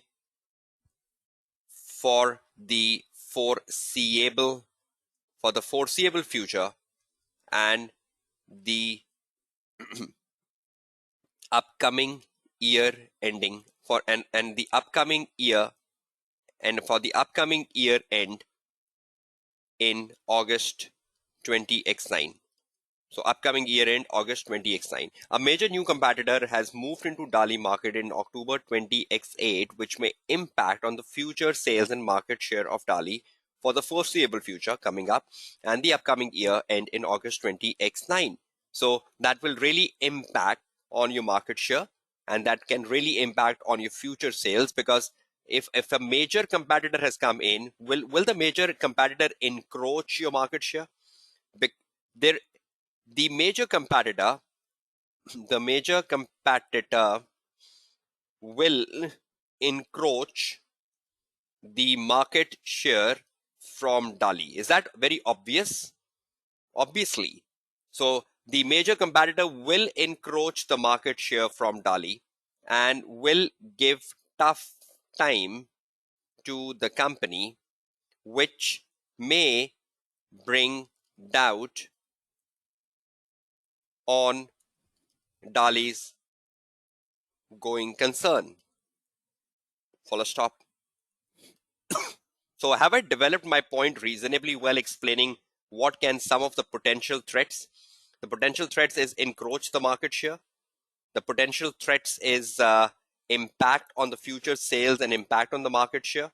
So have I spoke of some of the major threats this new competitor will bring to Dali, and those can bring doubts on the future, on the going concern status of Dali? So has this point been well explained? And I get 2 marks for this. But there is a good student sitting in the exam hall, a clever student sitting in the exam hall, and he sees that already, even before the competitor came into the market, can you see from the last year to the current year, the company has already become loss making? The competitor has not yet entered, right? The competitor has entered after the year end. The competitor has entered after the year end, and the company has already become loss making. Even though the revenue of the company is rising. Can you see the revenue of the company rising on the top line?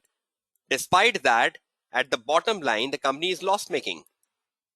Now look at the situation. In the next year, when the competitor is there, will there be a pressure on Dali to reduce the selling prices? Will there be a pressure on Dali to reduce the profit margins to compete with the competitor? Do you all agree with me? So in that case, will your losses increase in the upcoming year? Will your losses increase in the upcoming year? Because if a new competitor has come in, and to fight the new competitor, will you reduce your prices? To fight the new competitor, will you lower your margins? To fight the new competitor, will you exercise more expenses on marketing? Will you exercise more expense on marketing? So will that increase the losses in the next year? So there is a good student sitting in the exam hall, and he highlights the point that already there has been a drastic conversion of profit to loss. Drastic conversion of profit and loss. Is that a trend analysis the student is picking up? Will you get marks for this trend analysis when you say the profit has been converted to losses this year? Is that part of the trend analysis, that the profit last year is now the loss? So is that a drastic change of business? Is that a trend analysis? Okay, let's see how you get marks here. The student says, okay, I got 2 marks here, right? I got 2 marks here, and he put a full stop. And he says, the major competitor will encroach the market share and will give tough time to the company, which may bring doubt on the Dali's company's going concern status. Full stop. Currently, full stop. This may worsen the situation of loss this year. This may further worsen the situation of loss this year, and the losses might increase if due to competition, Dali has to reduce its margins and selling prices. Dali has to reduce its margin and selling prices. So you're telling examiner that this may further worsen the situation of the loss for the company this year, and the losses might increase in the foreseeable future.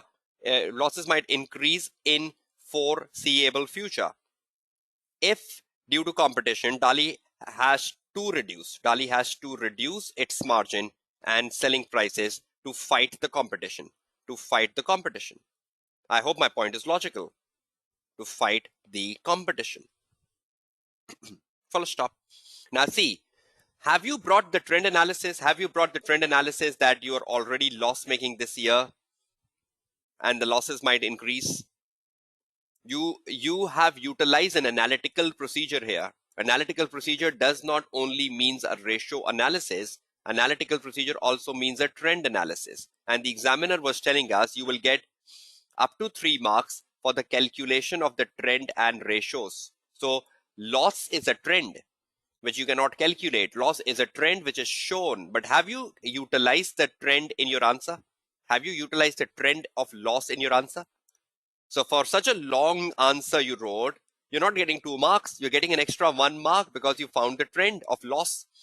And you commented on the trend of loss with the point number 1. So this paragraph is worthy of 3 marks now. Up to 3 marks for analytical procedure. Now look at the next point, current ratio. The moment you calculate the current ratio in the next point, you just calculated that, so I will be needing your answer. You will tell the examiner the current ratio in 20x7 was 2.37. Am I right? The current ratio in 20x7 was 2.37, whereas it was 1 point how much? Can you just put that in the chat box quickly? Okay, it's 1.58. Okay, whereas it's 1.58 in 20x8. Will you straight away get 1 mark for calculating the ratio? Will you get straight away 1 mark for calculating the ratio? Yes, straight away 1 mark. So the current ratio in 20x7 was 2.37, whereas it was 1.58 in 20x8. You get your 1 mark. But when you convert this into a doubt, you will get a further 2 marks. So examiner is saying up to 3 marks for the calculation of the trends and the ratios. Now you convert this to further 2 marks, full stop. The current ratio has declined drastically over the last year. And even though it's above 1, but the drastic fall challenge the ability of the company to meet its obligation. Do you believe if this trend continues in the foreseeable future, you might come under 1? You might come under 1 in 2009. The current ratio has declined drastically, right? Has declined drastically over the last year, and even though it's still above 1, but the drastic fall challenged the ability of the company to meet its obligation in the foreseeable future. Full stop. Already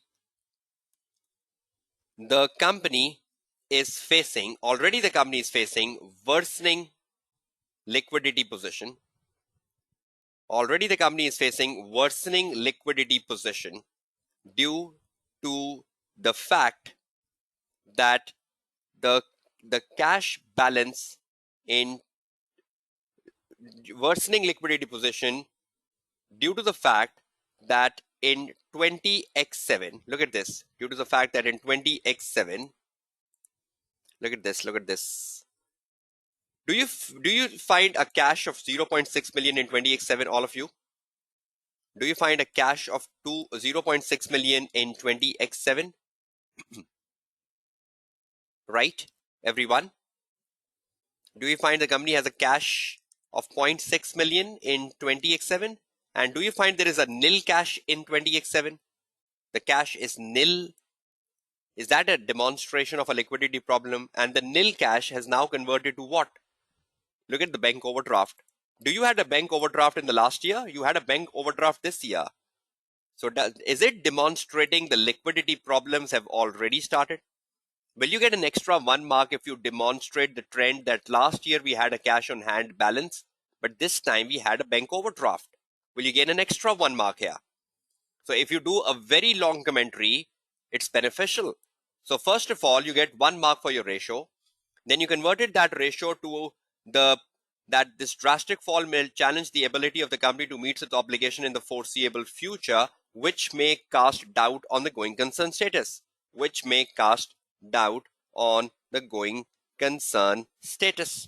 And you get your 2 marks here. Then after the full stop, you say already the company is facing a worsening liquidity position due to the fact that in 20x7 the cash balance 20x7 the company had a cash balance of 0.6 million, which in 20x8 is a nil balance, and has been replaced with an overdraft of $1.8 million. So does that demonstrate a strange picture for the company in terms of its liquidity? And will you be rewarded an extra 1 mark for telling examiner that the cash balance of 0.6 is now a nil balance and has been replaced with an overdraft? Is it a trend analysis? Right? So you get an extra 1 mark here. So when you do a sizable commentary, look at my length of paragraphs. They're not still big. They're just like 3 to 4 sentences long. But when you look at the length of my paragraphs, and I have to score 10 marks, how many marks have I scored out of 10 so far? I almost scored 3 marks in major new competitor, and I'm already scoring almost like 4 marks in my paragraph on current issues by bringing so many points under one heading. So already 7 marks. If I write another 2 headings, I might wrap up my answer. So if you write very good and you know the marking scheme, that for a ratio I will get 1 mark, and for a trend I will get 1 mark, and for the commentary on the doubts I get 2. Now, have I exhausted my 3 marks for analytical procedure, everyone? Examiner was saying up to 3 marks for calculating trends and ratio. So by the point number 2, have I exhausted my marks for analytical procedure? Tell me, have I exhausted my marks for analytical procedure? Because examiner was saying up to 3 marks for analytical procedure, up to 3 marks for AP. So have I exhausted them so far now? So if any student move to the point to the heading number 3, if you write the heading number 3 of your answer, will you get extra marks for AP in heading number 3? If even you do analytical procedure, will you get extra marks for analytical procedure in heading number 3? No, because examiner is saying the marks for AP are maximum 3, whether you utilize them in the first 2 headings or you utilize in the 4 headings. Is everyone clear? So heading number 3, if I write, how much marks will I maximum gain from heading number 3? Tell me. How many maximum marks can I gain from heading number 3? Because my analytical marks have been exhausted. I've already exhausted my analytical procedure marks. So how many marks will I gain here? 2 maximum, 2 marks max. So how many marks will I get now? Total 9. I got 3 marks from major new competitor. I got 4 marks from current issue. So that's 7. I got 2 marks from heading number 3. That's 9. So should I be writing a heading 4 in exam as well to wrap up my answer to 10 marks? Because if I write 2 marks here, I get 9 so far. So should I be writing another 1 heading for 2 marks to make my points up to 11 marks? So 4 headings and you wrap up a 10 marks answer, if you utilize the analytical procedure in a very good manner. But this is one way of giving answer. If you are not utilizing analytical procedures, you might write 5 headings. Agree? If a student is not utilizing analytical procedure, you are writing 5 headings for 10 marks. Or if a student is utilizing only 1 and 2 marks for analytical procedure, you again might be writing 5 headings. So it's up to you whether you want to utilize the trends and ratio or you don't want to. But if you utilize them, that's good, because firstly, they improve the quality of your answer. And secondly, they demonstrate your professionalism as a student in front of the marker checking your paper. So your marker will be very happy to see the numbers in your answer, to see the numbers coming in your answer. Is everyone clear with the marking scheme? Is everyone clear with the marking scheme to go down with this question? And is everyone clear how my 3 marks were exhausted? Is everyone clear how my 3 marks were exhausted? Right? Yes, the cap was for the calculation, right? So I've exhausted my 3 marks, right, for calculation. So, Sukena, I have exhausted my marks for calculation, right? So if I do another calculation in heading number 3, will I get marks for it? Sukena, I have exhausted my 3 marks, right, for calculations of AP. AP was the calculation, right? AP was the calculation, right? So have I exhausted my AP marks for calculation up to the heading number 2, Sukena? No, I have calculated one ratio, but I have calculated 2 trends. What was the examiner telling, Sukena? I just mentioned that very clearly, up to 3 marks for the calculation of the ratio and trends. Have I not put trends? See my trend here? Loss this year and the loss might increase in future. Was not that a trend? That the company had a loss and this loss might increase in future? That was a trend. I was telling that the trend would be that the loss will increase. That was a trend analysis. 1 mark. I wrote here 1 mark deliberately. See this? And then there was another trend. The cash balance of 0.6 has become nil. See this last line? I purposely wrote 1 here, Sukena. I hope you can see those 1 marks everywhere. Those 1 demonstrate the trends and ratios. Is that clear? So it's not just for the ratio, it's also for the trend, right? Thank you. Okay, so is this scenario clear to all of you? Going concern, is this question clear on going concern? Will you be able to tackle the further parts of this question yourself? Using the analytical review, evaluate the matters which may cast doubt. Is everyone clear on the marking scheme? Okay, just one last thing before we get to the tips and techniques for your June 21 exams, right? Okay, finally, just want to show you the criticism of the examiner here. I'm reading the criticism. I copied the criticism from the examiner report on my Word file, and need to wrap up this so we can start looking at how you should prepare for June 21 exams. I'm reading it, right? Requirement A for 10 marks asked candidates to evaluate the matters which may cast doubt. Full stop. Candidates were directed to analytical review of a cash flow forecast to aid their evaluation, and those who used the qualitative and descriptive parts of the scenario to describe the GC risk indicators with an explanation of how they could impact the future trend score high marks. So candidates who describe those who use the quantitative and descriptive parts of the scenario to describe the GC risk indicator with an explanation of how they might impact the future tended to score high marks. And is that exactly what I did with you? Did I focus on the future, how things will be impacted in future? In my major competitor point and even in my current ratio point, I focused on future. And I was not just looking at the quantitative sides, I was also looking at the descriptive sides given in the paper. So you need to assure that when you're formulating a paragraph, you have both, right? So the first yellow paragraph is very important. Candidates who merely calculated ratio and stated the direction of movement, or simply stated that increase in receivable collection period showed a going concern issue, attained very few marks. So the candidates who merely calculated the ratio, examiner is saying you didn't score much marks. So it's not just a mere calculation of a ratio. You have to translate the result of the ratio into a going concern indicator. So who merely calculated ratios attained very few marks. That's very important. Full stop, and you come to next. It is important candidates demonstrate their knowledge of how each matter gives rise to an issue for trading as a going concern. So it is important that candidates tell that how each matter impact on the going concern status. That's very important line.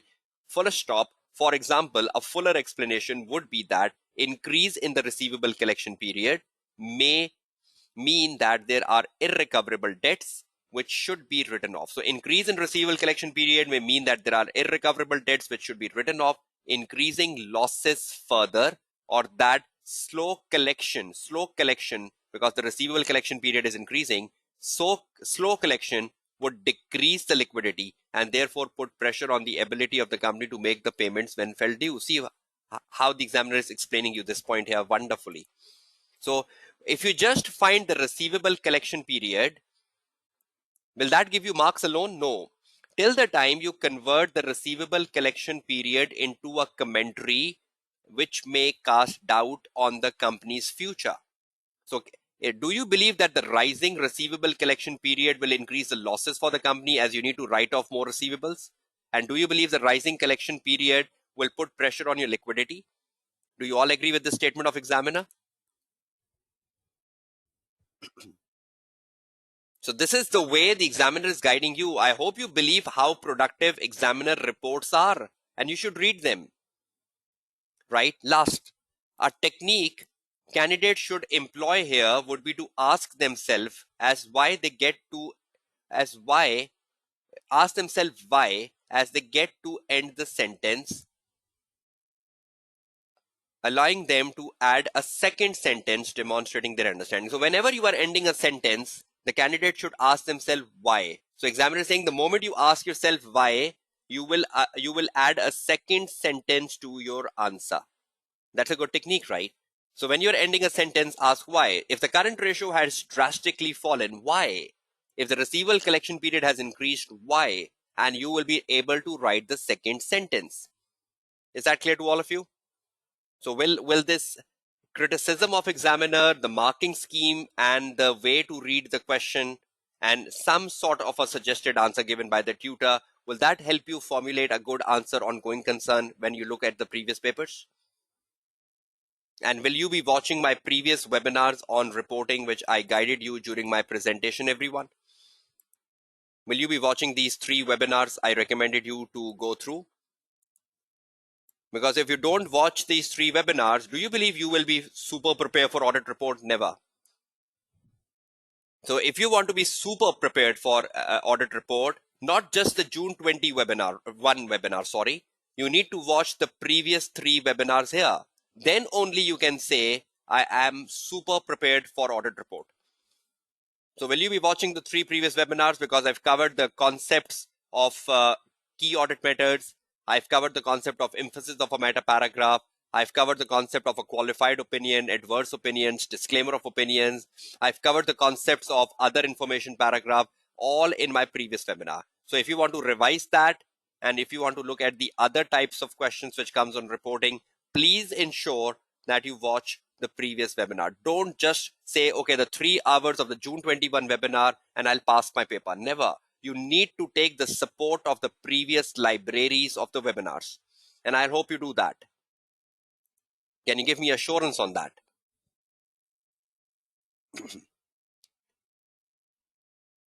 Okay, now it's time to wrap up the 5 agendas we had over the 5 days, right? And the other assignments, Aisha, was covered in my last webinar, the March 21, day 4 and day 5, right? Okay, now your questions you were asking is what I am answering in the last 30 minutes, because I already know the frequently asked questions of students in the last 30 minutes of every webinar. So I've already prepared the answers to save my time. Now, I just want to share with you in the last 30 minutes of this webinar, the tips and techniques as you prepare yourself for exams in June 2021. And to save time, I've already written them. So they are saved and the file is shared with you.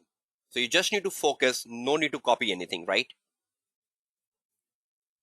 Okay, should I start the tips? Everyone ready? Please listen carefully. And for the next 15 or 20 minutes, there is no need to ask any questions because most of your questions will be mitigated when I complete this discussion. So is everyone ready to listen to the tips and techniques, how you should prepare for March 2021 exams, right? Okay, let's start the journey.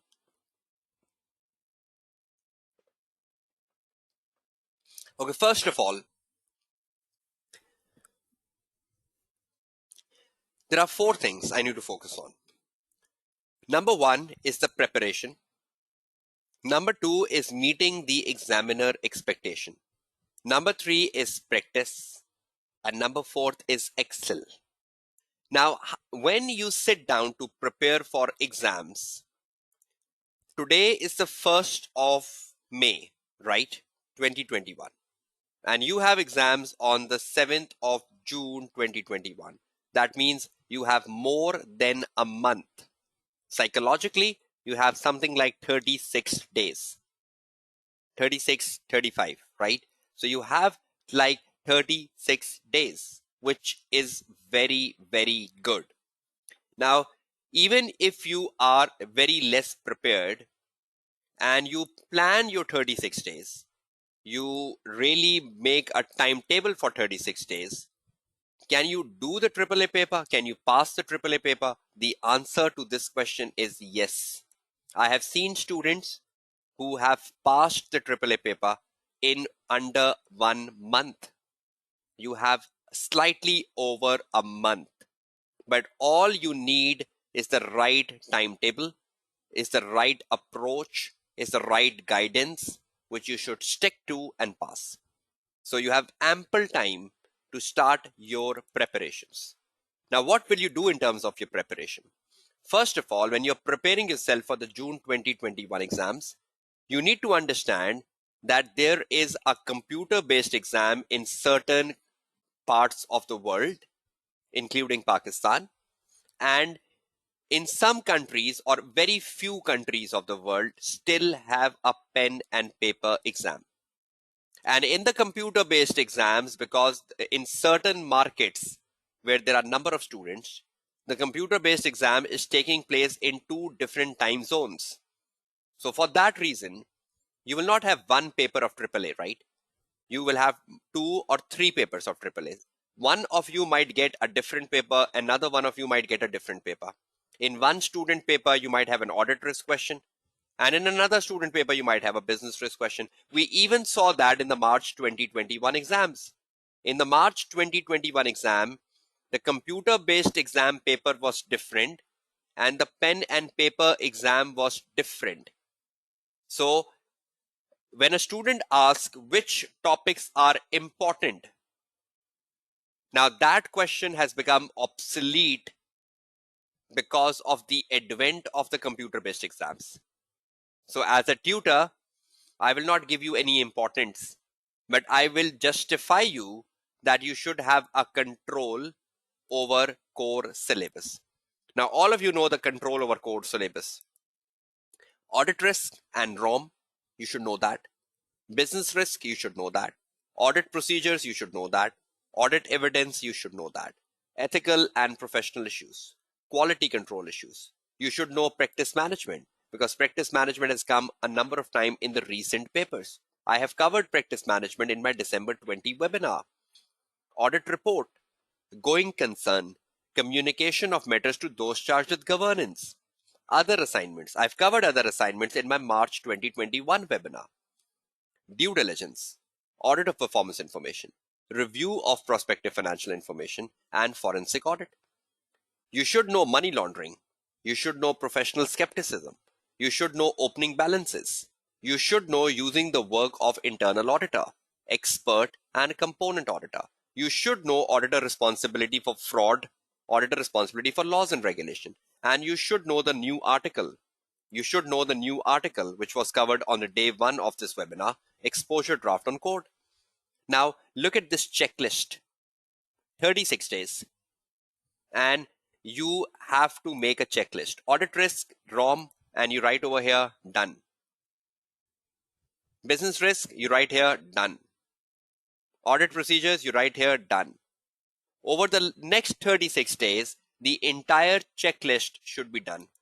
Then you are in a better position to pass the AAA paper. Is that first exercise clear to all of you? So this is control over the core syllabus areas. Is that clear? Should we take the next step? So with the advent of the computer-based exams, don't ask me what are important areas. I used to give important areas, but things have changed now. So I cannot just give you important areas, because I might not be doing justice with you as a tutor now. Now I need to tell you that you might get 2 different papers. Your friend gets a different paper, you get a different paper.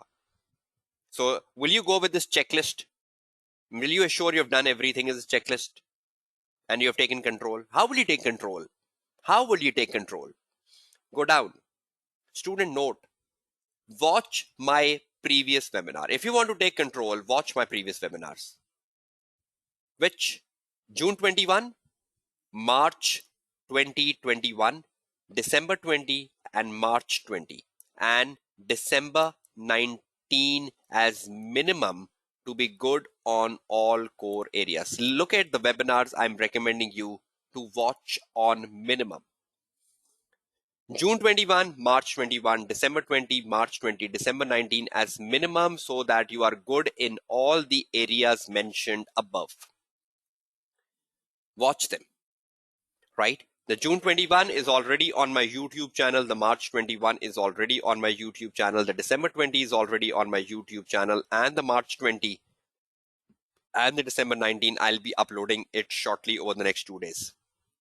So I'll be uploading the March 20 and December 19. And I'll even provide you the link of that on your YouTube, on your WhatsApp group in the next 2 to 3 days. But at least you can start from June, March, and December. They are already available on my YouTube channel. But March 20 and December 19, I'll be uploading them in the next 2 days over my YouTube channel, and will share the link with you, right?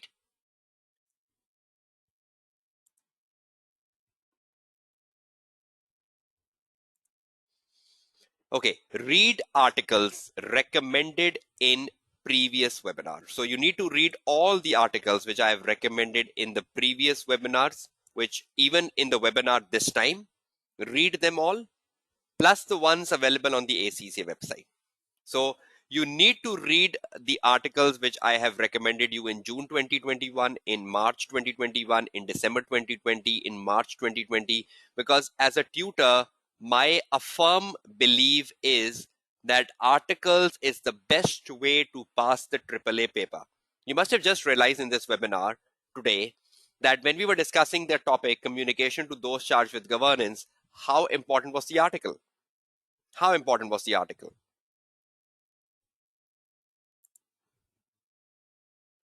It was important, right? So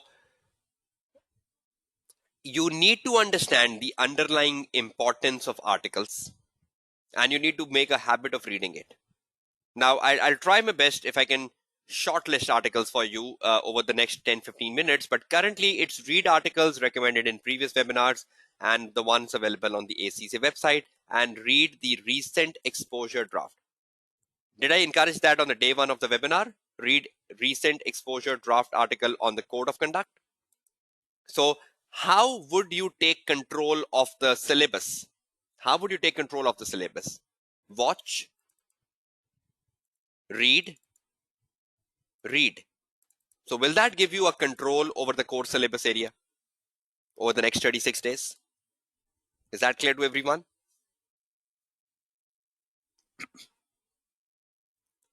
Okay, the next thing. Once you control the syllabus, once you know the syllabus, once you have watched the webinar, once you have read the articles, next is meeting the examiner expectation. If you have just covered the syllabus, I still believe you can fail the AAA paper, because I believe the best way to pass the AAA paper is not alone the control on the syllabus, but is also meeting the examiner expectation. Meeting the examiner expectation. That is also very, very important. How you meet the examiner expectation? You need to read the exam technique articles part 1 to part 5. You need to read them. Exam technique articles on part 1 to part 5. So will you make a habit of reading the exam technique articles part 1 to part 5? You know they are available on the ACCA website, right? Look at this. Exam technique article 1 to 5. Can you all see this exam technique article 1 to 5 on your screen here? The first 5 articles. The first 5 articles here. 1, 2, 3, 4, 5. Can you all see that? Part 1, part 2, part 3, part 4, part 5. Can you all see that? So you need to ensure that you read these technique articles. Technique. They will guide you about the techniques to pass. And that's how you come closer to examiner expectations. and to pass the AAA paper in June 2021. Technique articles, right? 5 techniques article. Next, move back.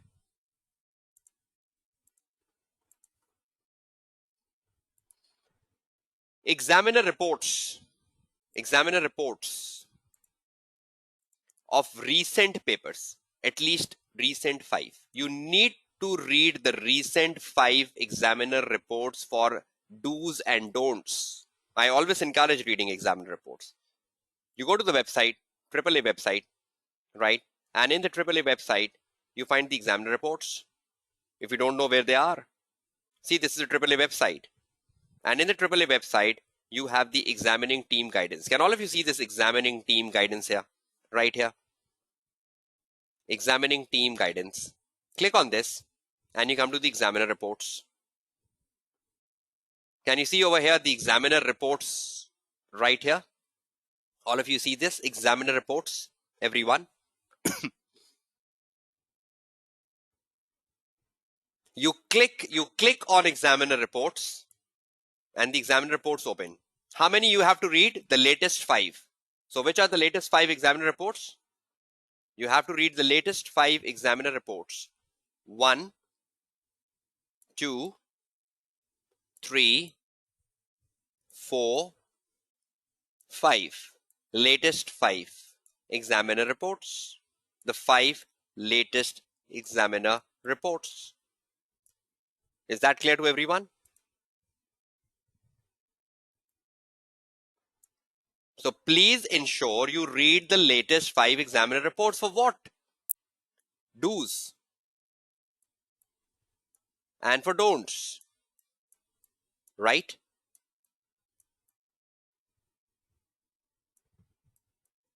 Right? Just overlook my writing.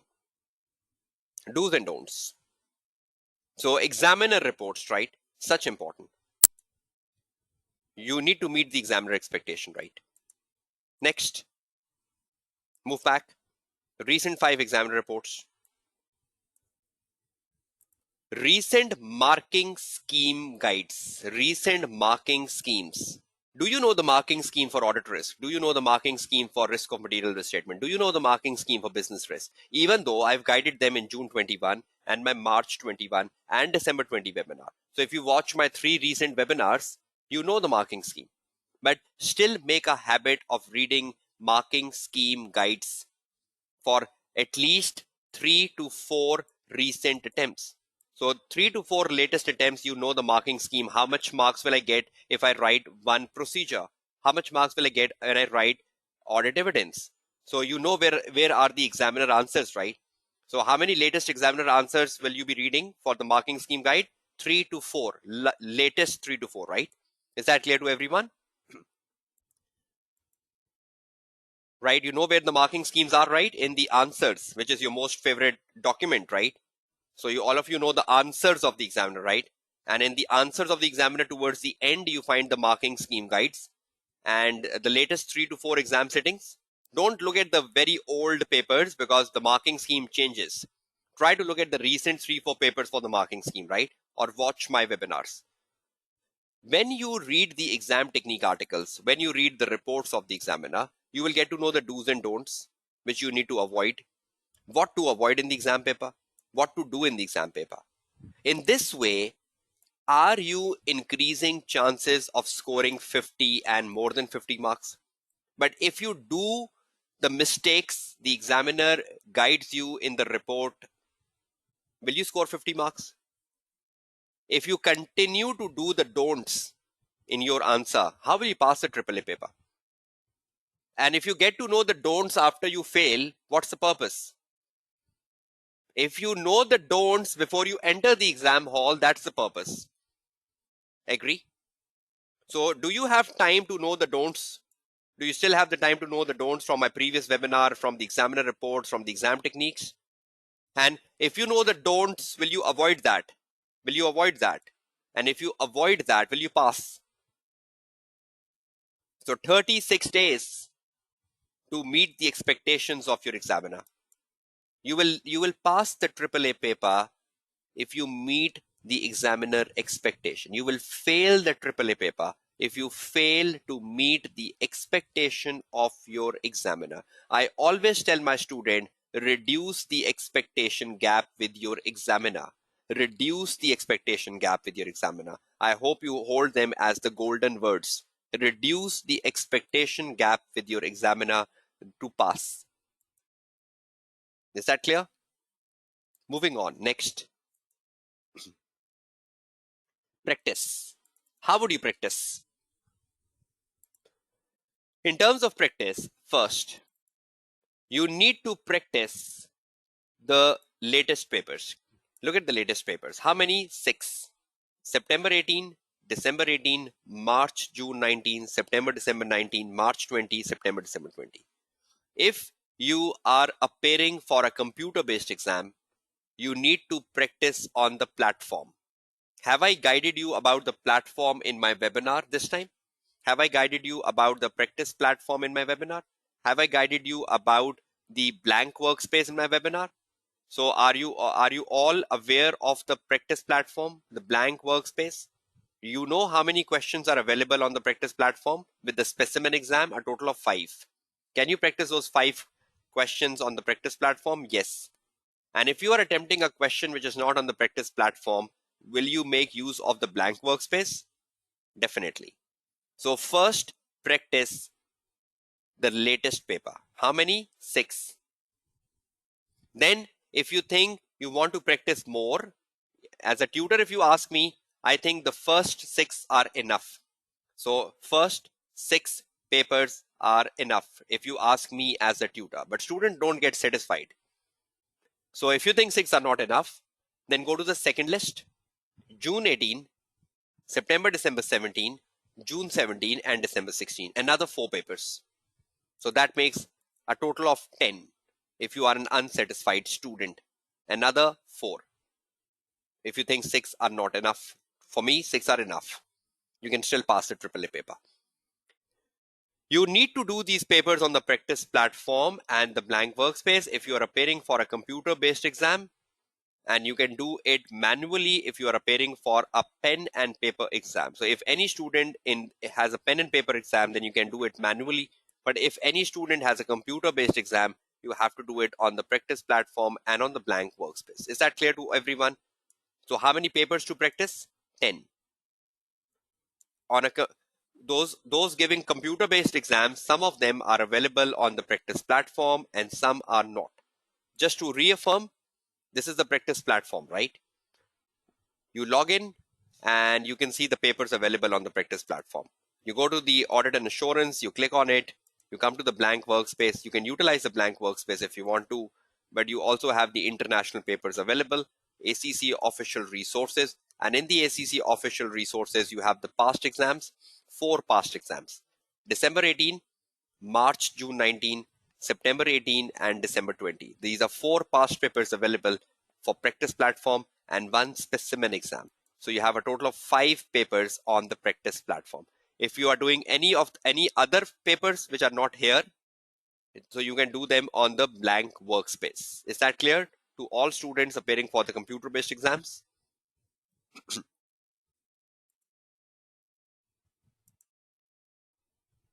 Okay, great. Thank you. Okay.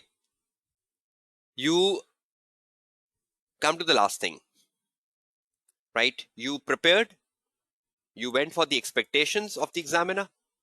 You went for the practice. And the final thing, preparation, expectation, practice, PEP. And you come to the last thing, Excel. Follow and implement the tutor support learnings from the webinar and webinars. That's the most important thing. This webinar and my previous webinar, if you follow the tutor support, if you follow the tutor learnings from the webinar and the webinars, that's the first way you can excel. Don't get distracted. Make a timetable. In the WhatsApp group, the student WhatsApp group, at times there is flood of messages and the students can distract you. Don't get distracted. Make your own timetable. You want to follow a BPB book, follow the BPB book. Don't get distracted with the Kaplan book. You want to follow a Kaplan book, follow the Kaplan book. Don't get distracted with the BPP book. You don't want to follow a book, you want to read the articles, read the articles. Don't get distracted with any one of you telling the BPP and Kaplan book. Don't get distracted, because that is an easiest thing which can be a disastrous for you in the upcoming exam paper. Make your own timetable and don't get distracted with whatever other students are telling you. Make a plan and stick to it. So practice, practice, practice. Control the core syllabus. Meet the examiner expectation. And that's the only way you can be successful in the upcoming exam session. So AAA is a challenging paper, not a difficult paper. And when a paper is challenging, it needs the right support material. It needs the right tips and techniques. It needs the right guidance to pass. AAA is not a difficult paper. AAA is not a difficult paper. It's a challenging paper. And how will you overcome the challenge? Only when you reduce the gap, you reduce the expectation gap with your examiner.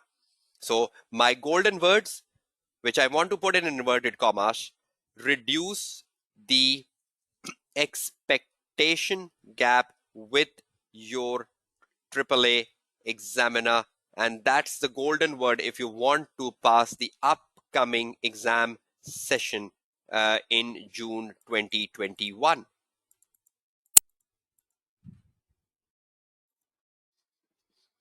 And have I guided you the way you can reduce it? Marking schemes, examiner reports, examiner technique articles, webinars, watching the previous ones, refining your answers. That's the best way, right? So any student in the next 30 days, next 36 days, whoever reduce the expectation gap will pass. But any student who failed to reduce it, you will fail. The passing ratio globally is like 30 to 33%. So that means 70% students don't reduce the gap even after attending the webinars. And 30% students do reduce the gap. I believe you will be among the 30%. You can lift up the passing rate of AAA paper. You can lift up the passing rate of the AAA paper to 40%, to 45% if you start reducing the gap with your examiner. So if the passing rate is low, you are the one to blame. If the passing rate is low, the students are the one to blame. You can lift up the passing rate. So be optimistic, lift up the passing rate, and you can do that.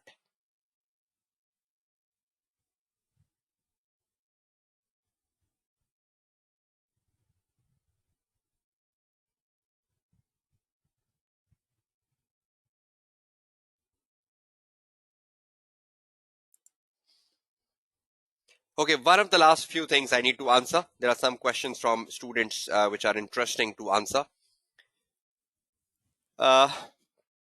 See, first of all, there is a frequently asked question from student which I have addressed in my March 21 webinar.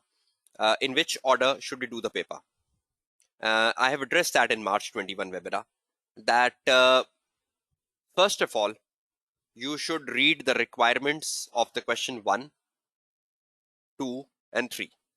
And with whichever question you are comfortable with, start that first. Examiner do mention that the students who start attempting the AAA paper with their strongest question first have a better passing rates. Is that clear, everyone? I think this question was raised by Aisha. So in a computer-based exam, first read the requirements of the question number 1, go to the next window, read the requirement of the question number 2, go to the next window, read the requirement of the question number 3, and then decide which question you should start first, which is easier, which you know, and keep the difficult question towards the end. But please ensure that you fill each question within the time management. I've guided about time management in my March 20 webinar, so I'm not repeating it. I hope you watch it. And every question has a stipulated time. You should finish that question within the stipulated time. Believe that overspending time on one question will not help you pass. If you spend overtime on one question in a hope that only one question will help you pass the paper, never. If you spend 2 hours on question number 1, 50 marks, how will you are you that good that you will score that you will score 50 out of 50 in the question number 1? We are not that good, right? So a lot of time when you are overspending on a question, that is a very, very bad strategy. Every question has a time, and within the time, the amount of answer you have completed, stop. Suppose you have completed 85% of your answer within the stipulated time, stop. Start the next question. Now the next question, within the stipulated time, you completed 65% of your answer, stop. Get to the next question. And in the next question, the last one, you completed 70% of the answer within the stipulated time. That is a better student.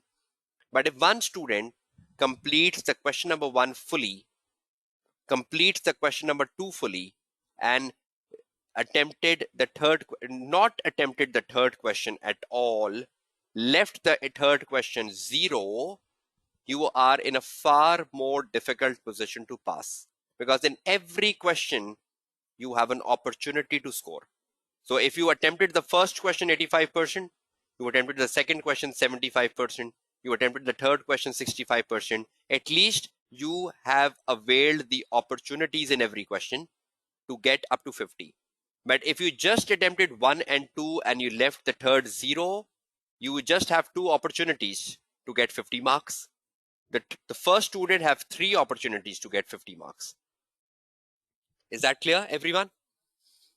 So I hope this discussion I had with you in the last 2 minutes and 3 minutes about the time management and choosing questions, please watch my March 20 webinar. I've given the time management techniques, the time management solutions, and how you can improve upon your typing speed, because you write a lot. You drag your answers. You write generic, you write hypothetical, you write unnecessary, which is not making sense at all. You need to sync your answer to case. You need to sync your answer to the case study. You need to write relevant answers, not illogical answers. That's the only way you can complete answers within stipulated time, right? So please ensure that in the next 5 minutes, if you can drop the overall feedback of the webinar, how it was in the overall sense in the last 15 hours, that would be good for me to understand. And secondly, everything Rabia I have written on the screen will be shared with you later once the webinar ends. But still, if you want any screen to be watched, that's not possible, right? I'll be sharing this file with you, and you can take a printout of this, right? So one last thing, and I'm ending my webinar, right? I believe that in the last 15 hours, you must have learned something, you must have gained something, you must have got something, right? I believe in the last 15 hours, you must have got something which will add value to your upcoming exams, right? And in the last 15 hours, you must have got some solutions to your problems, which will help you significantly in the upcoming June 21 exams to pass. You need to understand and you need to acknowledge that ACCA Pakistan is organizing these webinars as a free of cost for student community.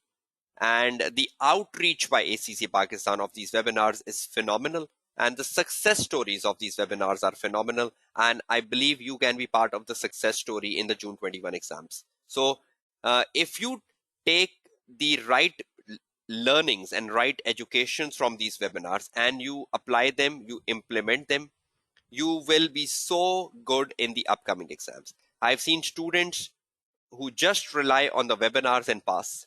I've seen students in the last exam sitting who just relied on the webinar and they went on securing a nationwide position from different countries of the world.